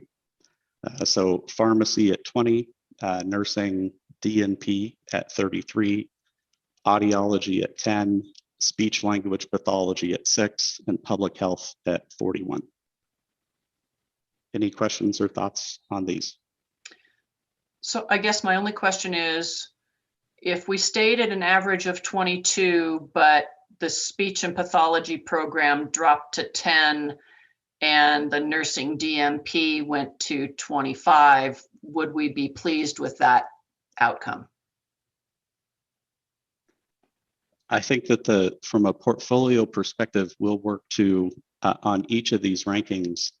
There will be volatility in the rankings, both as we perform, but also as others perform and as the ranking methodologies adjust. So we'll work to each of these. There are a whole bunch of different components underlining each of these individual rankings, which we will work to plan down to those components and establish goals based on those and based on the comprehensive set here. Okay. Next slide. Goal 3.3. This is very closely linked back to the presentation that you heard from Dr. Cantwell last week on the research front. The University of Arizona has made a considerable investment in support of the state and in support of TRIF into sustainable agriculture and the related science and engineering. There's 3 different rankings components that we've aggregated here to try to reflect that. The average of those is 30. You'll see the biological, agricultural, engineering. We don't have the specific peer data for those universities who are immediately ahead of us and immediately behind us right now. That's true for another sub-ranking as well. We will need to purchase that information in order to be able to accurately plan our progress on that front. Questions on this? Yes, Barry, I have a question, Regent Manson. Barry, on this one, you're calling it resilient, yet you use the word sustainable. I guess if you could explore that a little further as to what you really mean. And I note the absence of water resources in this. You have a major center on water research and a long history of water research. And we know that in certain sectors of Arizona, our agriculture in certain areas, certainly not in the Colorado River Valley area, but in other areas, is threatened by available water. So why isn't water a part of this? And discuss this resilient versus sustainable aspect, please. Thank you. Chair Manson, Regent Penley, we really started by mapping back to those areas of state investment as sort of outlined in TRIF originally and as they have proceeded over time. And the second of those goals from the outset was water, environment, and energy. Our water program is ranked number 2 in the world right now. So you're right in sort of recognizing its absence in this. That ranking is not a US News ranking. And so there's sort of just a housekeeping component there. We opted to not include that in order to keep the basis for the rankings consistent. US News is quite recognizable on many, many other fronts. That affected us on several fronts. There are a number of areas from a worldwide perspective where we have made investments and where we very much focus the University of Arizona that are recognized in other publications, but that are not specifically recognized in US News. We could certainly add that in, even though it comes from another publication. So I would, I guess, vote for areas of expertise and strength and focus at U of A over who we use as a ranking comparison. And welcome that. Yeah, we welcome that feedback. Thank you. You know, as long as you're consistent within a comparator, I think you're fine if you've got multiple sources. Regent Shootman?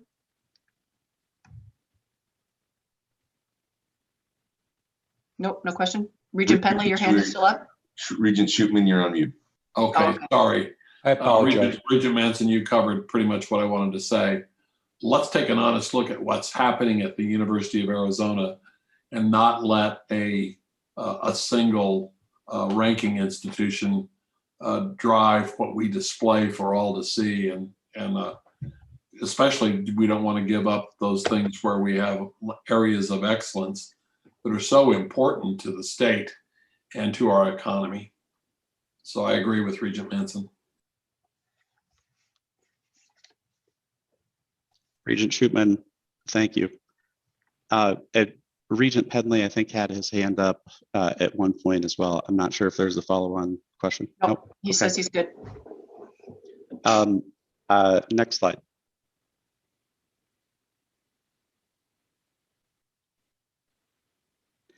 The fourth of the goal 3 goals that we're proposing to add is related to, and this maps directly back to the state priorities as well, space, optics, and aerospace. You have all had an opportunity to be closely engaged with the University of Arizona and our strengths in these programs. While we rank number 10 in the atomic molecular optical physics ranking specifically, if there was an optics ranking solely on its own in any of the publications that was produced regularly, we would almost surely rank number 1. But certainly this has been a priority of investment from the state, and we see excellence in these cross-organizational programs at the University of Arizona. Aerospace engineering is another of those where we will need to acquire access to additional detailed data from the publication publication company itself to be able to plan out those components and to see who's immediately ahead of us and behind us. Questions or comments on this ranking? Seeing none. Next slide. This is the 5th of the composite rankings that we're proposing. You'll see the full-time MBA program, our law program, JD program, and the University of Arizona's Management Information Systems program here. The U of A, this is as of Tuesday, we're ranked number 3 in that MIS program. That's number 1 amongst all publics. And so we aggregated these professional programs together. We know that there's lots of attention paid to this. These are large programs at the University of Arizona.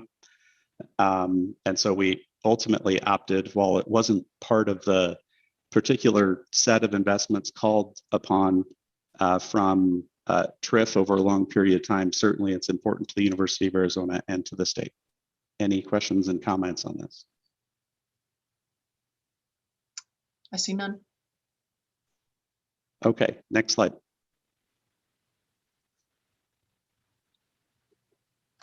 The second topic, agenda item number 7, that we have an opportunity to present on today are a review of the University of Arizona's enterprise metrics and strategic forecasts. There are a number of drivers, and these are numbers that we submitted last fall in October. You'll see in the goals, you'll see your voice and your influence. You'll see the University of Arizona strategic plan, and you'll see the use of quite a lot of industry data and benchmark in the development of these particular enterprise metrics and strategic forecasts. One point of note is that these were developed based on the strategic plan and data, industry data, and U of A data prior to the onset of COVID-19. And so as we get to the other side of the pandemic, we'll need to review this information to see if higher education returns to what it was prior to COVID-19, or if there's sort of a new normal. And we're seeing positive things on that front, but COVID-19 has been disruptive, as you know, in every single way for the University of Arizona. So that one sort of caveat. Next slide. Well, and I'll make a comment there. I think that, again, if we are going to restructure how we review these and discuss these as a rolling 3-year on an annual basis with adjustments, and that gives us the opportunity to make those kinds of post-COVID judgment calls. Chair Manson, thank you. We strongly support that. The next roughly dozen slides here, these are taken from the committee book that you have access to. So I know that many of these are eye charts, as they include a lot of data, and there are quite a number of them. And I know we have a finite amount of time this morning, so we'll walk through them fairly quickly, taking comments and questions sort of throughout the process. One of our strategic forecasts is total undergraduate enrollment. You can see here that we are planning for that enrollment to continue to grow here at the University of Arizona. Next slide. But you can see that the mix between on-campus enrollment and online enrollment, we expect quite different changes between the two different modalities of enrollment. Our undergraduate online ranking at number 7 in the country, you can see we're really reflecting that capability, that investment that we've made, and that recognition in that growth from an online perspective. We're generally planning for on-campus enrollment to remain relatively flat. You can see that there are some slight decreases in those numbers. That's largely as we continue to develop and grow the online program offerings, and as the students who were admitted or matriculated into on-campus programs complete their career, that's leading to that effect. So this is largely a plan from the University of Arizona for fairly flat on-campus enrollment, and considerable online enrollment growth. So are there any comments or questions regarding this slide in particular? So my only comment is, U of A, if we're talking about flat enrollment growth and you know, the overall difference between now and what I see is what 4 years from now is, let's call it 600 students. No, it's more than that. It's 1,400 students.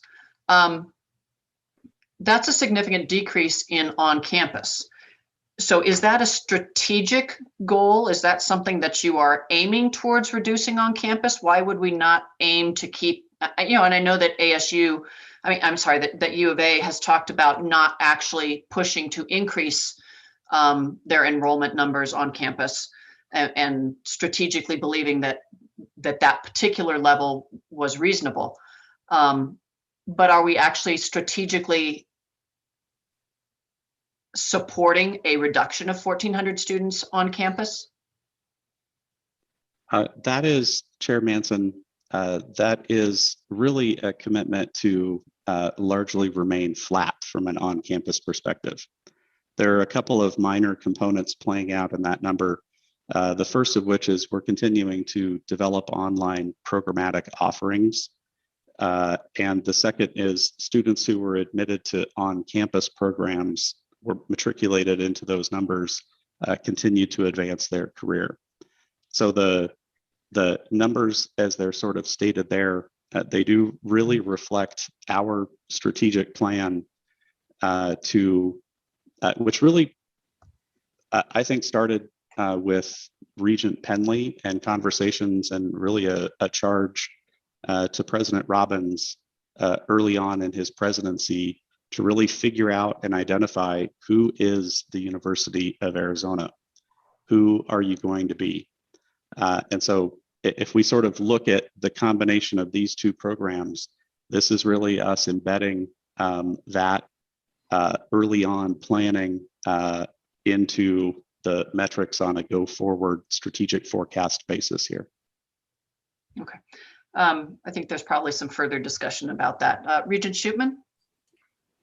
Yes, I understand what you're saying. I wonder if the undergraduate on-campus enrollment includes an aspirational component of trying to improve the attainment across Arizona for high school graduates. Do we have the room and the intentional drive to try to get more of them to school, whether it's online or on campus is really not an issue. But a number of them, I think, would be on-campus candidates if we have a focused effort to try to gain more of them than we currently get. Regent Schupman, thank you for the question. There are a number of dynamics there. The ability to scale education from an online perspective, the elasticity there is substantial. From an on-campus perspective, there was some amount of conversation this morning related to educational offerings from an on-campus perspective in Maricopa County and Phoenix specifically. So I would say as that conversation advances, certainly we would work to reflect all of those discussions and those plans in our on-campus numbers in the state. Regent Duvall. Thank you. Yeah, and Madam Chair, if I could follow up on Regent Schupman's question. So I want to put two things together and ask your perspective. So to Regent Manson's point about staying flat or declining by 14, actually, if you look at it over the 10-year period, it's a decline of 10% from 33.5. And since we know statistically that students that live on campus retain and graduate in higher numbers, and that so far online enrollment does not have the same retention numbers, doesn't this combination sort of raise real concerns about whether or not we can hit our retention and ultimate output objectives? Regent Duvall, in the development of these numbers, we considered incoming student enrollment, so incoming recruiting. And we also considered retention. And so as those students sort of move throughout the course of their academic career, year 1 to year 2, year 2 to year 3, year 3 to year 4, both of those effects are compounded. A little bit of what we're seeing in this is the transition of reporting for programs which were regarded as on campus, but were in fact offered on an online basis from the get-go. And so it's not necessarily as much a strategic shift to decrease the size of our on-campus enrollment. It's more of a recognition that some of those numbers, which had been historically reported as on-campus numbers, were actually programs for which a very significant component of their offering was online. So as those programs get built out into totality and we're able to account for their enrollment and registration in the reporting of online, it really kind of accurately reflects that separation of the two numbers as it has really always been, rather than a particular change to decrement any of those numbers specifically.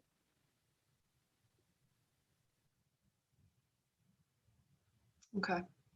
Yeah, I think there's perhaps a strategic board decision or board conversation on this at the next meeting, because I am concerned. I think there was some suggestion that perhaps U of A in losing itself and perhaps trying to grow to compete with ASU historically, that perhaps had gotten too big for what it really was and wanted to be, and that there was an adjustment and a discussion of reducing or flattening, reducing and then flattening the on-campus enrollment. I just am hesitant to see it decline much further.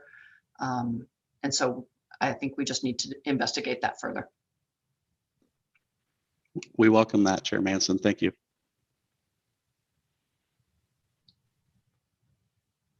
Regent Taylor Robeson. You're on mute, Karen. Yes, just to underscore that comment, even though we're, the university has been, trying to sort of right size itself, these numbers also should be measured against the growth in the population of Arizona, right? Because, as our population continues to grow, we need to continue to have capacity, and even if the University of Arizona does not want to grow at the rate that ASU is, there still should be some growth factor just based on general population of the state. Regent Taylor Robeson, thank you for that comment. Okay. Regent Ridenour. Thank you, Chair Manson. A couple of questions. How does this match? You've mentioned several times referenced the strategic plan of the University of Arizona, which was probably adopted 2.5 years ago, maybe a little bit longer than that. And where are we with all of these statistics that you're presenting as compared to this strategic plan? Are we, on course, off course, ahead of everything, or below? Then the second question, as you are looking at the enrollment, are you figuring in, as part of your adjustment, that there are simply no increase in the pipeline from Arizona high school students going on to their education, and there's also been a tremendous decrease in the community colleges as to what they're doing? So was this adjusted to take that into account, or is that more of our strategic plan going forward? Regent Ridenour, if we could flip to the prior slide. There's a couple of questions there. One is the recognizing the plans for the university from an enrollment perspective, and to be specific, we're certainly planning to grow. The state is growing. Educational needs in the state are considerable, and our plan here from an enterprise strategic forecast and metric perspective reflects that. There's a couple of, as we get to a couple of the later enterprise metrics, retention and research expenditure in particular, we have made considerable investments in the strategic plan into those enterprise metrics. So when we get to those measures, we'll see that those strategic plan investments here at the University of Arizona have led to a considerable positive outcome in the last 2.5 years. So while COVID-19 has thrown kind of a considerable wrench into that, the plan and those priorities at the university have already led to considerable success. And we've seen that success reflected in our becoming one of the top 40 public universities in the US News ranking, that kind of thing as well.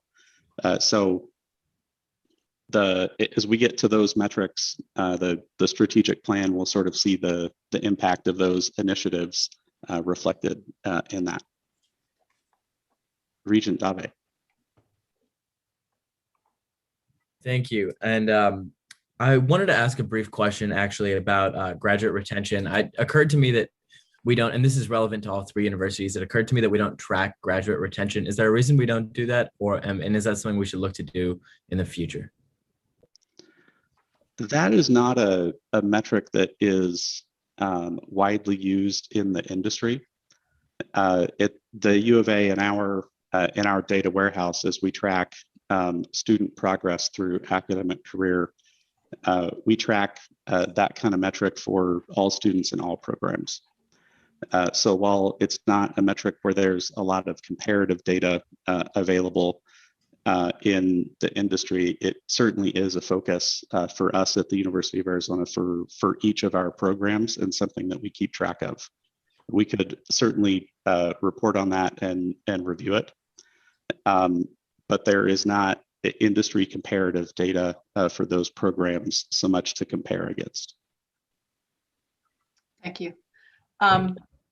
I know that this is a very important discussion, and I don't want to gloss over it, but we do have I'm going to take about 10 minutes to finish this discussion. And then I am going to move the freshman retention report to a board meeting discussion so that we have a little more time to get through. So can we move to the next one, Barry? Chair Manson, certainly. Next slide. Here we see the retention rate, which a number of the initiatives in the strategic plan were related to attainment. Retention is that measurement of those students who start at the university and who continue their education into their second year. And while that change from 81.3 to 83.4, and that change from 83.4 to 85.5, while those may look on the surface as those are relatively small changes, they're enormous. Those are, if we look at the top 80 public universities in the country, and that's who we sort of do our planning and benchmarking against, those 2 years, that meant that we performed in the top 6.3% of all retention changes for 1 year, and the top 8% of retention changes in the second year. And so compounding forward that kind of top 6% and top 8% worth of improvement year after year is considerable. So that I think in this particular case, the investments from the strategic plan have led to huge outcomes as measured on a statistical basis against the top universities in our country. You can see that we're planning to carry that forward. That would mean returning really fundamentally to the strategic plan with that as a significant focus for us here at the University of Arizona. Next slide. This is the first time part-time on-campus retention rate that Regent Dave had asked about graduate program retention and attainment. And this is another metric which we keep track of very carefully, and which the board has asked us to include as one of the enterprise metrics, that is also not looked at particularly widely in the industry. In comparing our first time full-time, which was the previous slide, to our first time part-time, you can see that our part-time retention is nearly as high as our full-time retention rate is, and you can see that we're planning to continue to increase that. The strategic plan investments that we've made and the organizational priorities that we've established, those programs serve all students at the University of Arizona, both those admitted and working through their education on a full-time basis, and those on a part-time basis. So while this is not a metric paid a lot of attention to in the industry, it certainly is one that we have paid a lot of attention to here at the University of Arizona, and has been included in the enterprise metrics. Next slide. This is our 6-year graduation rate. Again, substantive increases the last couple of years, and we're planning to continue that progress into the future. I know that these also look like they're relatively small changes. They are considerable in our industry, putting us in the top 10% of performers amongst the very top universities in the country. Next slide.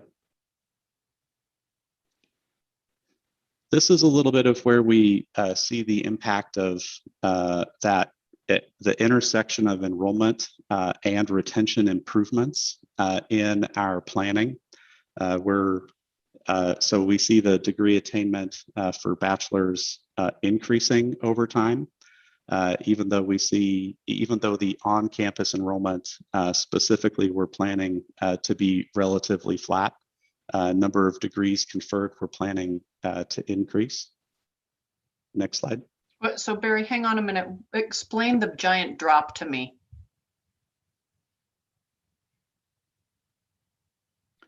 So from 8942 to 7406. That is with different cohort or incoming class years are of different size. And so part of what we're looking at here is the effect of the class which will graduate in 2021 was the class that was admitted 6 years prior. So that's the largest class that U of A had ever had. Yeah, some of that volatility in degrees conferred is really a function of the size of the incoming class 4 to 6 years prior. And so that leads to some volatility in these numbers. That you don't see that same volatility in the graduation rate itself. Mm-hmm. So we're planning for fairly incremental progress year after year on the graduation rate side. As we multiply that graduation rate times the number of incoming students from 4 to 6 years earlier, it does lead to some of the volatility in the number of degrees conferred. Okay, thank you. Certainly. Next slide. Here we see that an increase in the number of on-campus bachelor's degrees conferred over time, and a considerable increase in online bachelor's degrees conferred. Even though we're planning for enrollment to stay stable from an on-campus perspective, we're planning for attainment and degrees over time to continue to increase. And that's a function of those that prioritization and those investments into retention and graduation success. Next slide. A focus of the board and a focus of the state, and the very first charge for the Arizona Innovation Alliance is that partnership between the 3 different universities and the community colleges in the state. You can see here the community college transfer degree awarded metric. This has been a focus for the University of Arizona, as it has been a focus for the board. You can see that we're planning for community college transfer degree completion to continue to increase into the future based on the programs in place at the University of Arizona today. Next slide. Master's degrees awarded, we're planning for those to continue to increase on a moderate base into the future. Next slide. Doctoral degrees as well, continuing to increase on a moderate basis into the future. Next slide. And research and development expenditure. This is one of the pillars in our strategic plan, is largely focused very much on this. Dr. Cantwell presented on our go forward plan. You can see the our plans here from a goal perspective are impacted by COVID-19. That growth from 687.1 to 734.3 and from 734.3 to 746.3, those are considerable improvements. And as we continue to work with the board and move forward on enterprise metrics and strategic forecasts into the future, we'll bring forward that industry data and on just how considerable those increases are. I think that this particular chart, like the retention chart, truly does not do justice to those accomplishments here at the University of Arizona. Regent Reinauer? Thank you, Chair Manson.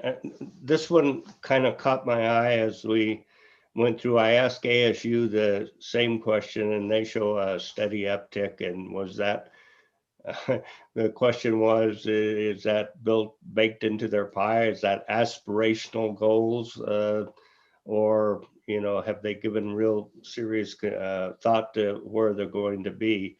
So I'd ask you the same question: why the decline?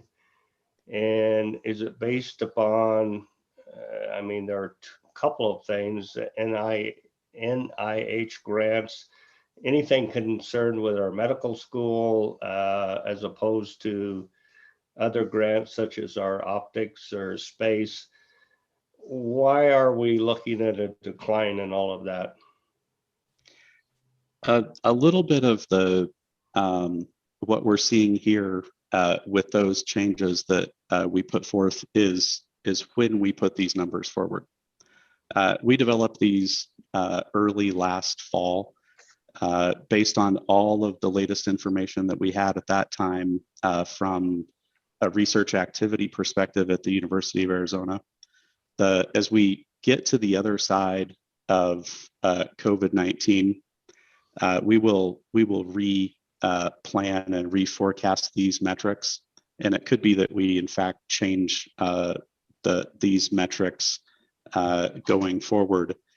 We have been able to sustain considerable research activity at the University of Arizona, even through the COVID-19, through the throes of that. That's thanks to Dr. Cantwell, her organization, and to our deans and faculty and all of the labs all over the University of Arizona. What looked like it was going to be an extraordinarily difficult period and one that would take us multiple years to recover from, we've actually done quite well through that, better than we thought that we would likely be able to do circa late last summer, early fall.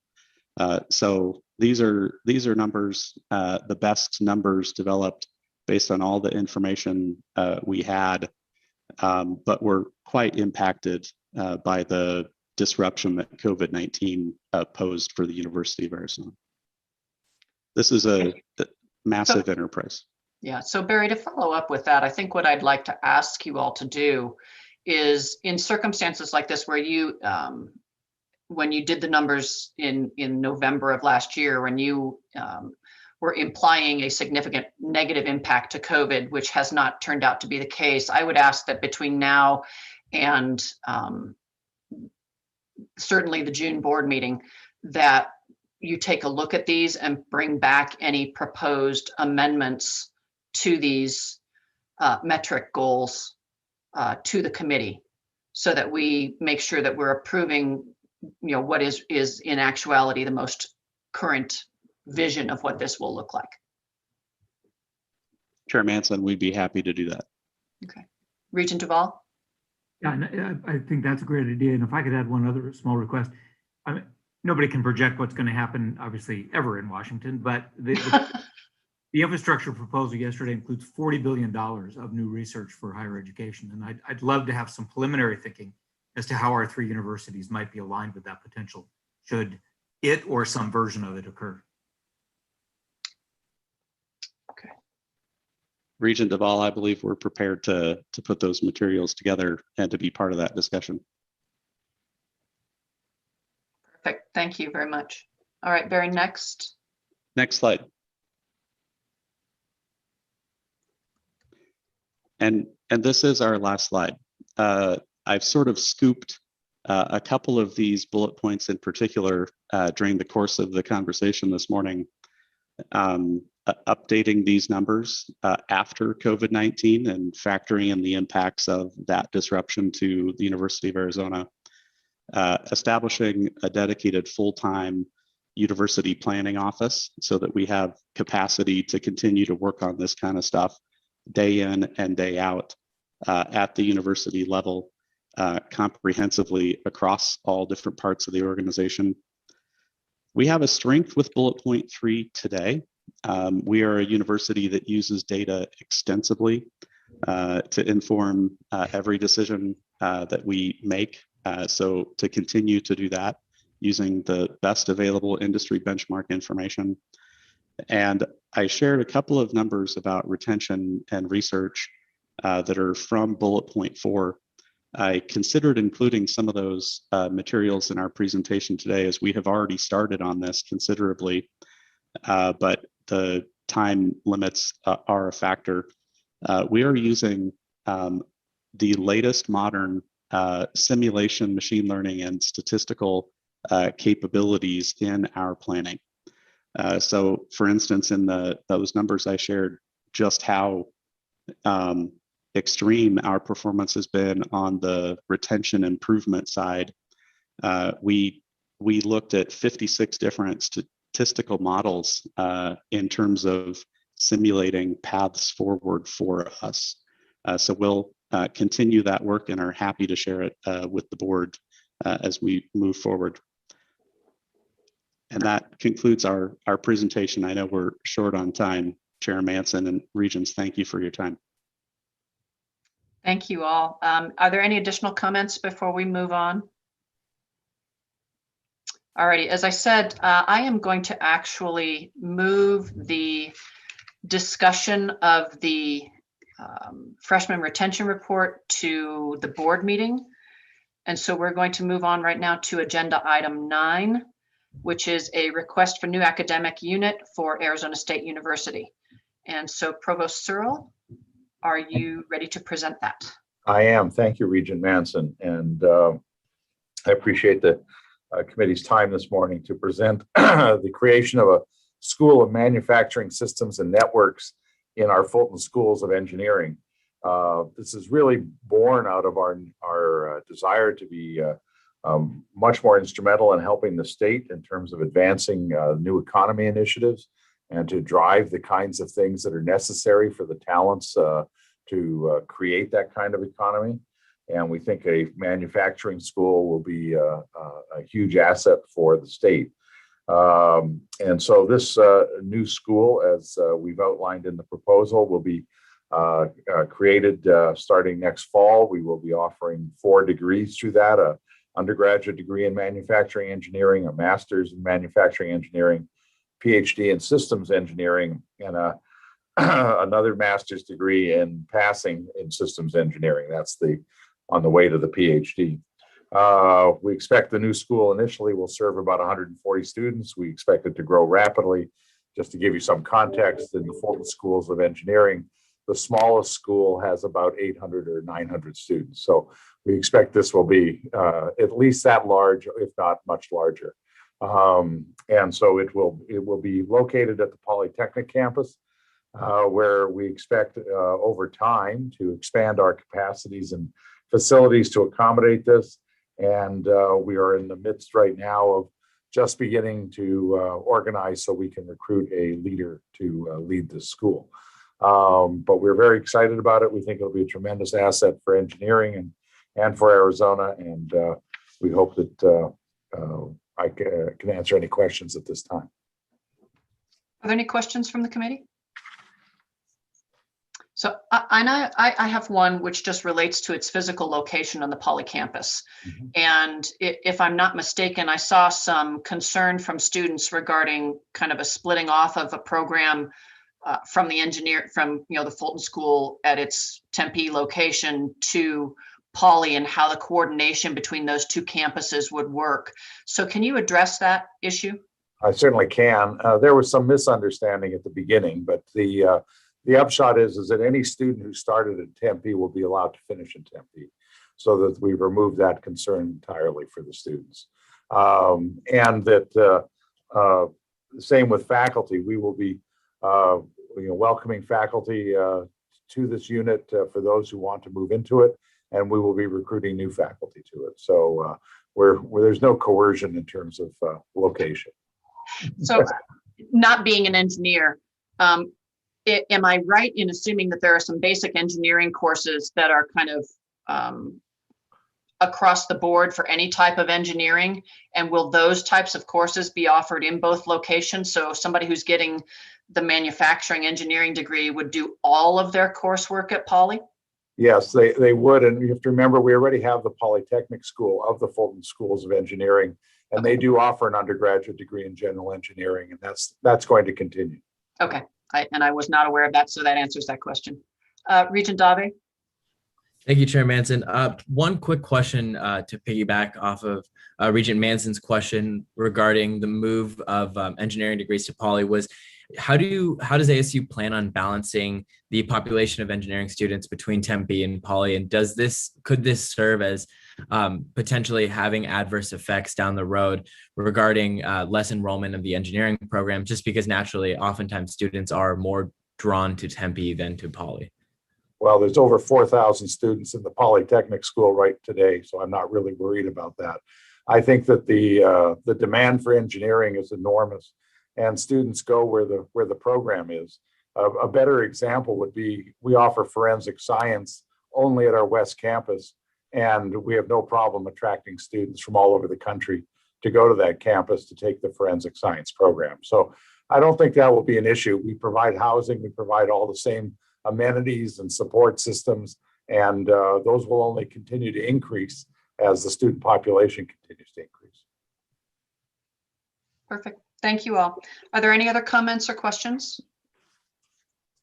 Then I am going to move that the committee forward to the full board for approval the request for new academic unit for Arizona University. Is there a second?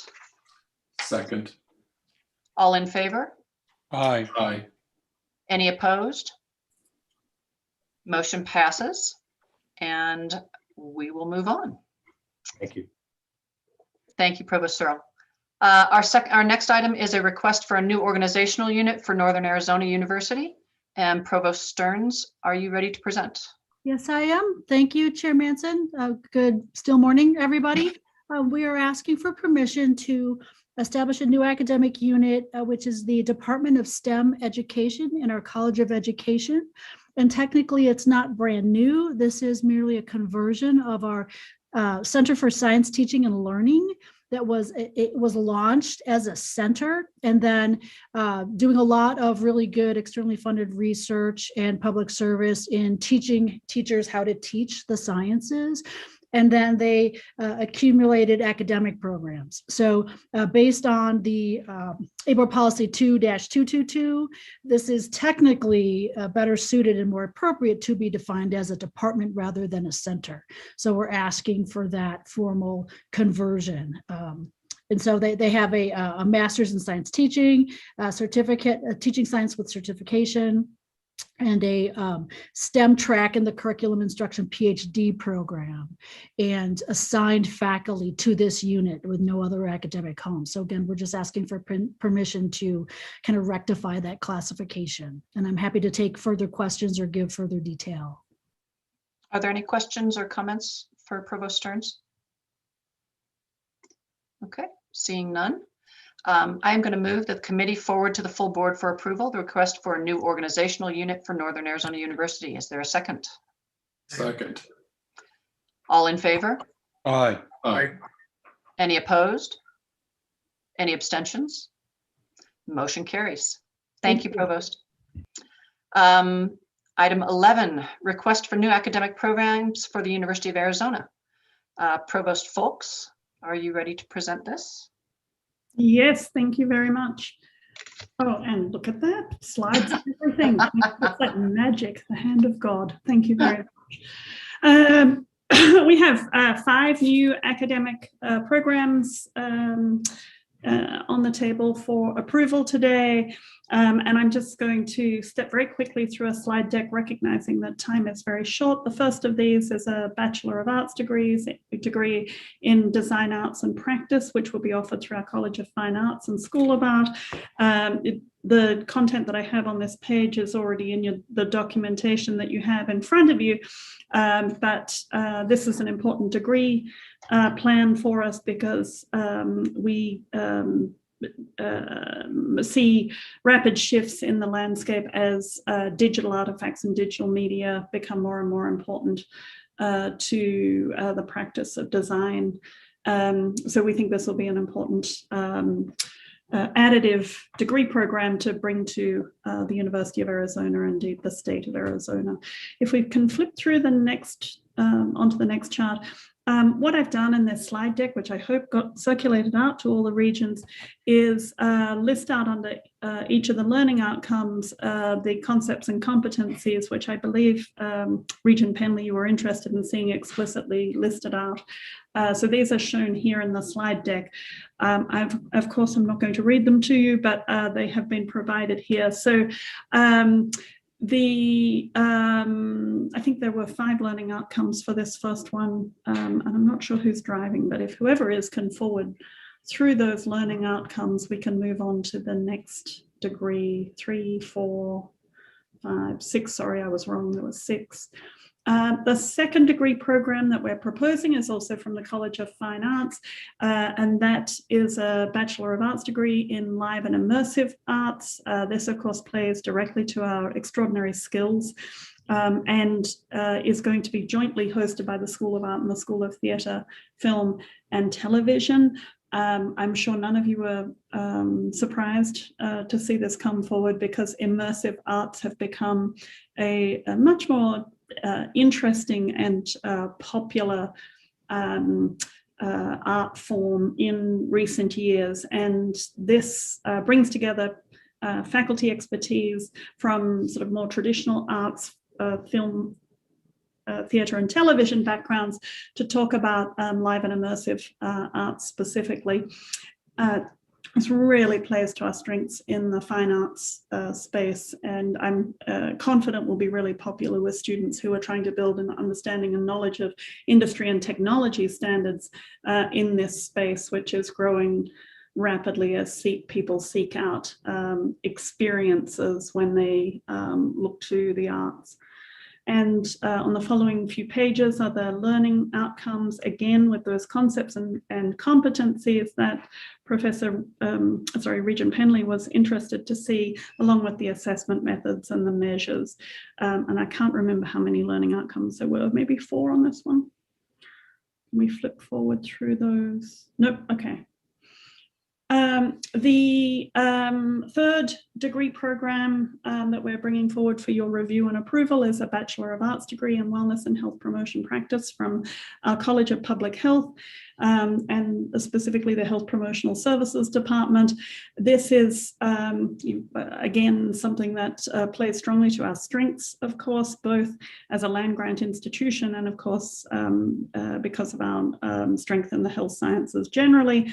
This this degree program, this major, undergraduate major, will train people to provide professional services and interventions across the very diverse populations that we have here in Arizona.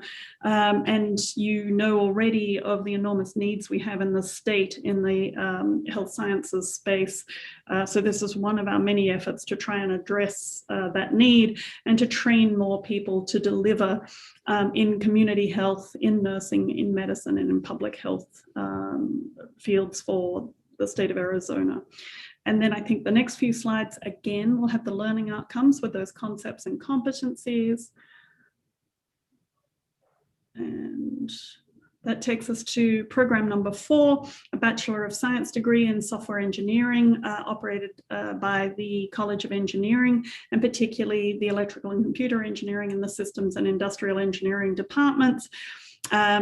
This new degree I'm actually personally very excited about because there is an enormous demand for software engineers across the nation, indeed across the world at this point. And I think that this provides a pathway to very well-paid jobs for Arizonan students. One of the most exciting pieces about this is that we're structuring the program with a particular emphasis to attract students that are traditionally underrepresented in software professions, in particular women and other minoritized groups, in the hope that we can shift the demographics in the field markedly. It is a field that's been marked by a striking lack of diversity traditionally. We are in strong partnership with regional businesses to develop this program, and it will be a highly applied degree that really focuses on training students to understand the full software development life cycle, and will turn people out into the field who are ready to deliver at a very high level in industrial settings. And there should be a set of learning outcomes with concepts and competencies. And finally, we are proposing a very innovative program, a Bachelor of Science degree in medicine that will be operated by our College of Medicine in Tucson. This is a very much a multidisciplinary degree program that is a collaboration across all of the health sciences, and of course includes also a great deal of interaction with the basic sciences. And the goal here is to prepare students for careers in healthcare fields very generally. There are some statistics given here about how big a section of the economy healthcare is. And again, I would point to the fact that we are all familiar with the data showing that Arizona is actually relatively underserved in terms of healthcare practitioners and healthcare support structures. And that this degree actively seeks to support and address Arizona and expanding its capabilities in the healthcare space. This is again something that is really plays to our strengths because it will be a program that draws on our extraordinary strengths in the health sciences to make sure that students get a very broad education and a broad understanding of how the science of healthcare works, but also how the systems of healthcare are structured to deliver to patients what they need. And there should be a few follow-up slides there again with learning outcomes, which I hope everybody has and that they don't need me to step through, but if you need me to step through, I'm happy to. And that those are the 5 programs that we're proposing for approval today. Thank you, Provost Searle. Do we have comments or questions from the committee regarding any of these programs? So I have one, and it relates to the software engineering program. First of all, I was surprised that we didn't have one already. But secondarily, in light of the projections of flat on-campus enrollment, this is an in-person program with significant expenditures in terms of faculty, additional TAs. It is projected to be a net negative financially for at least the next 3 years when it's up to, I believe 350 students was the 5-year number. I'm just curious, are we looking at cannibalization of other programs? Is how we feed the software engineering program? And is there a program, or are there programs that could be eliminated in the face of providing this software engineering program? Oh, Regent Manson, great question. So actually, there were two pieces there, and I'm going to come back to the cannibalization question and deal with the budget question first. In the case of this degree, we're planning to hire new tenure track faculty in this space. They will also bring with them research revenues that will grow after they become established and so on. So the budget pro forma that we have here doesn't capture the entire value proposition for the university of hiring those tenure track faculty, who of course you will be well understood that those faculty are able to bring in salary recovery components from their research portfolios as well. So that, you know, you're looking at a piece of budget, but not the entire picture that makes us confident in the investment in this space. And that's, I would draw a distinction there. Many of our degree programs, we don't need to hire new faculty for. We have faculty with the right expertise already. But in this case, we know we need an expanded portfolio of faculty to deliver on this degree. We have, in fact, already started down that path and have brought in some key leaders already to build this proposal and get it on the table today, and are thrilled that we've been able to hire people out of industry to help us to do that work. Now, the other question about cannibalization, Regent Manson, you will not be surprised to hear that students are moving increasingly into degrees that have high numeracy, so STEM type degrees that look to be likely to be resilient in the face of economic turmoil in the years ahead.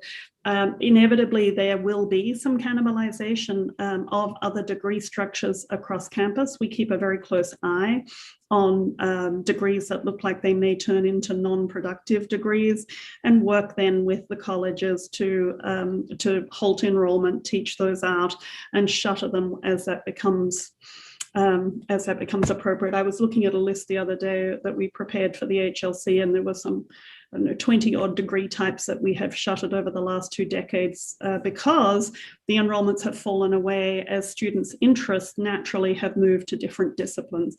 So I think the short answer is yes, I very much do anticipate that there is likely to be some cannibalization that supports these new degree programs. That is a reflection inevitably of us adjusting to the market demand, as it were. What are students and their families looking for in terms of training programs for their students and education for their students as they move forward? So, you know, my sense is, however, that it would be in programs that are similar areas. So whether it's the computer science, you know, now being a computer science major, now turning to a software. I mean, you're not going to get the Spanish major who's now going to become a software engineer. I mean, because the degree are there. Well, actually, I don't know that that's where any cannibalization will happen. Computer science degrees are still in extraordinarily high demand. The skills that computer scientists launch into the world with are very different from a program in software engineering. I actually don't think that would be where you would see shifts. I think it's much more likely that you're going to see shifts sort of around the periphery of that. People who thought computer science might be for them and tried it and then went to something else might now go to software engineering, for example. And I will draw a completely explicit link between people who are expert in languages also often being very good at software engineering because the structures are rather similar. And nice of me to give you that example, right? You handed me a softball there. That's one where you might, in fact, see majors. Many students who work in computer science and software engineering for their degrees, for their majors, will get a minor in languages, for example, because they find that they're gifted in both. Mm-hmm. Regent Penley. Thank you very much, Chair Manson. I just want to compliment you, Provost folks, on how, you know, how these degree programs operationalize the university's strategic plan. That's clearly evident in the software program. It's clearly evident as well in the medical program that you've proposed. So it's nice to see the strategic plan moving forward in terms of the particular programs that you're bringing to the board. So well done. Thank you, Regent Penley. So are there any further questions or comments? Yes, Regent Mata. Sorry. Thank you, Madam Chair. Provost Forbes, you mentioned about that you are in conversation with regional businesses. Can you expand on that? Absolutely. Thank you, Regent Mata. So we've been, you will not be surprised, given your background, to know that we have a number of large defense contractors here in Southern Arizona who have big software engineering operations internally. They have been, and many of which are populated by our alums in large part, they have been terrific in helping us in many of them serve as adjunct faculty for us. And so they've been tremendously helpful to us in structuring this degree program so that it reflects best practices in the field, and so that our graduates will be immediately of value as they walk out the door. And that will, of course, help them get really well-paid and stable employment. We have also been fortunate enough to be able to hire a few people away from some of those large companies, and we're very pleased to be able to bring on some professors of practice from industry to get us started with building curriculum, and in advance of being able to hire in tenure track faculty, which is a slower process, to build out our skills and talents in this space and our research. Thank you. All right, thank you very much. Any other questions or comments? Then I am going to move that the committee forward to the full board for approval the request for new academic programs for the University of Arizona. Is there a second? Second. All in favor? Aye. Any opposed? Any abstentions? Motion carries. Thanks all. Thank you. The next item on the agenda is the proposed revision to ABOR Policy 2-325 Arizona Teachers Academy for first reading and immediate implementation. Samantha Blevins with the board office will present. Samantha? Good morning. For item 12, we are asking the committee to review the revisions to ABOR Policy 2325 concerning the Teachers Academy. This policy revision was completed to comply with House Bill 2832 that was signed by Governor Ducey in March of this year. This bill was enacted as an emergency measure. It's effective January 1st of 2021, and it corrected conflicts between Prop 208 that was enacted by the voters in November of 2020 and Senate Bill 1492 that was enacted by the legislature in spring of 2020. Specifically, these revisions, they include a reorganization for clarity, will replace and supersede the existing policy. But the changes are that it refers specifically to the statute, which is ARS 151655 for definitions and guidance.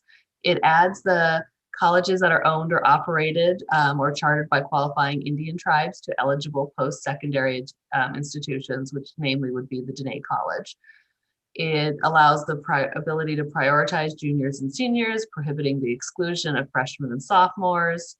It changes the aid distribution to from flat amounts that were in the previous versions of statute to the actual cost of tuition and fees. It allows part-time students to receive assistance and prohibits the summer semester from the calculation of the post-graduation public service commitment. And it also incorporates the waiver language that was adopted from the February 21 ABOR meeting. We ask that you review it and forward it to the board for first reading and immediate implementation. And I would be happy to answer any questions or listen to any comments. Thank you.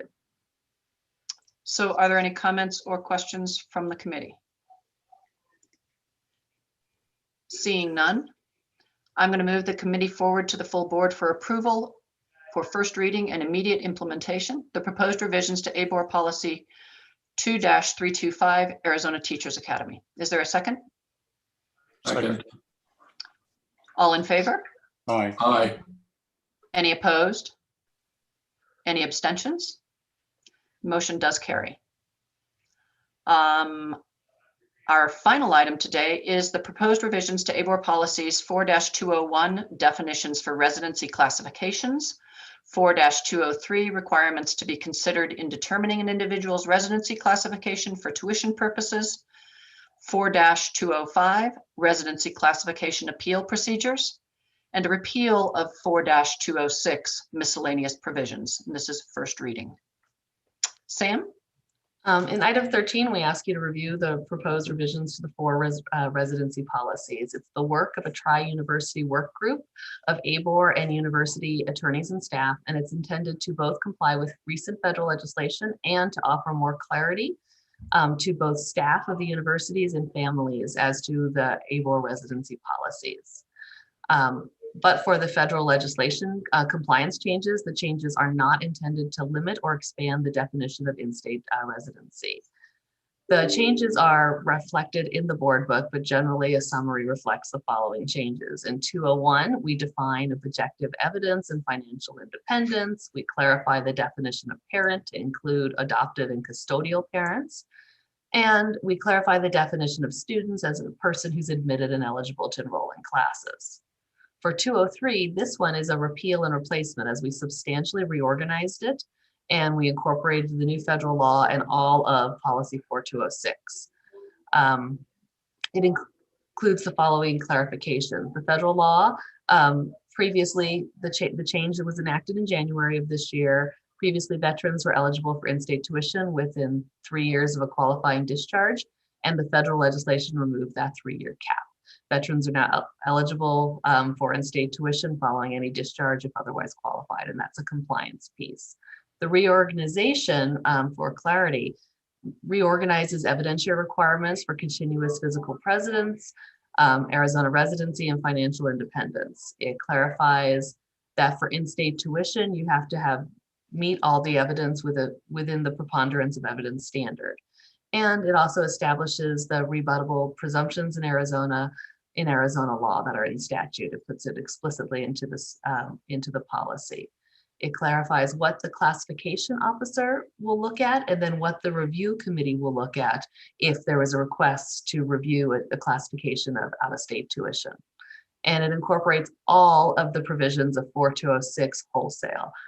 206 will be deleted because it didn't make sense to have a random policy that's just miscellaneous. It makes more sense to be in residency, and we will put all of 206 in there.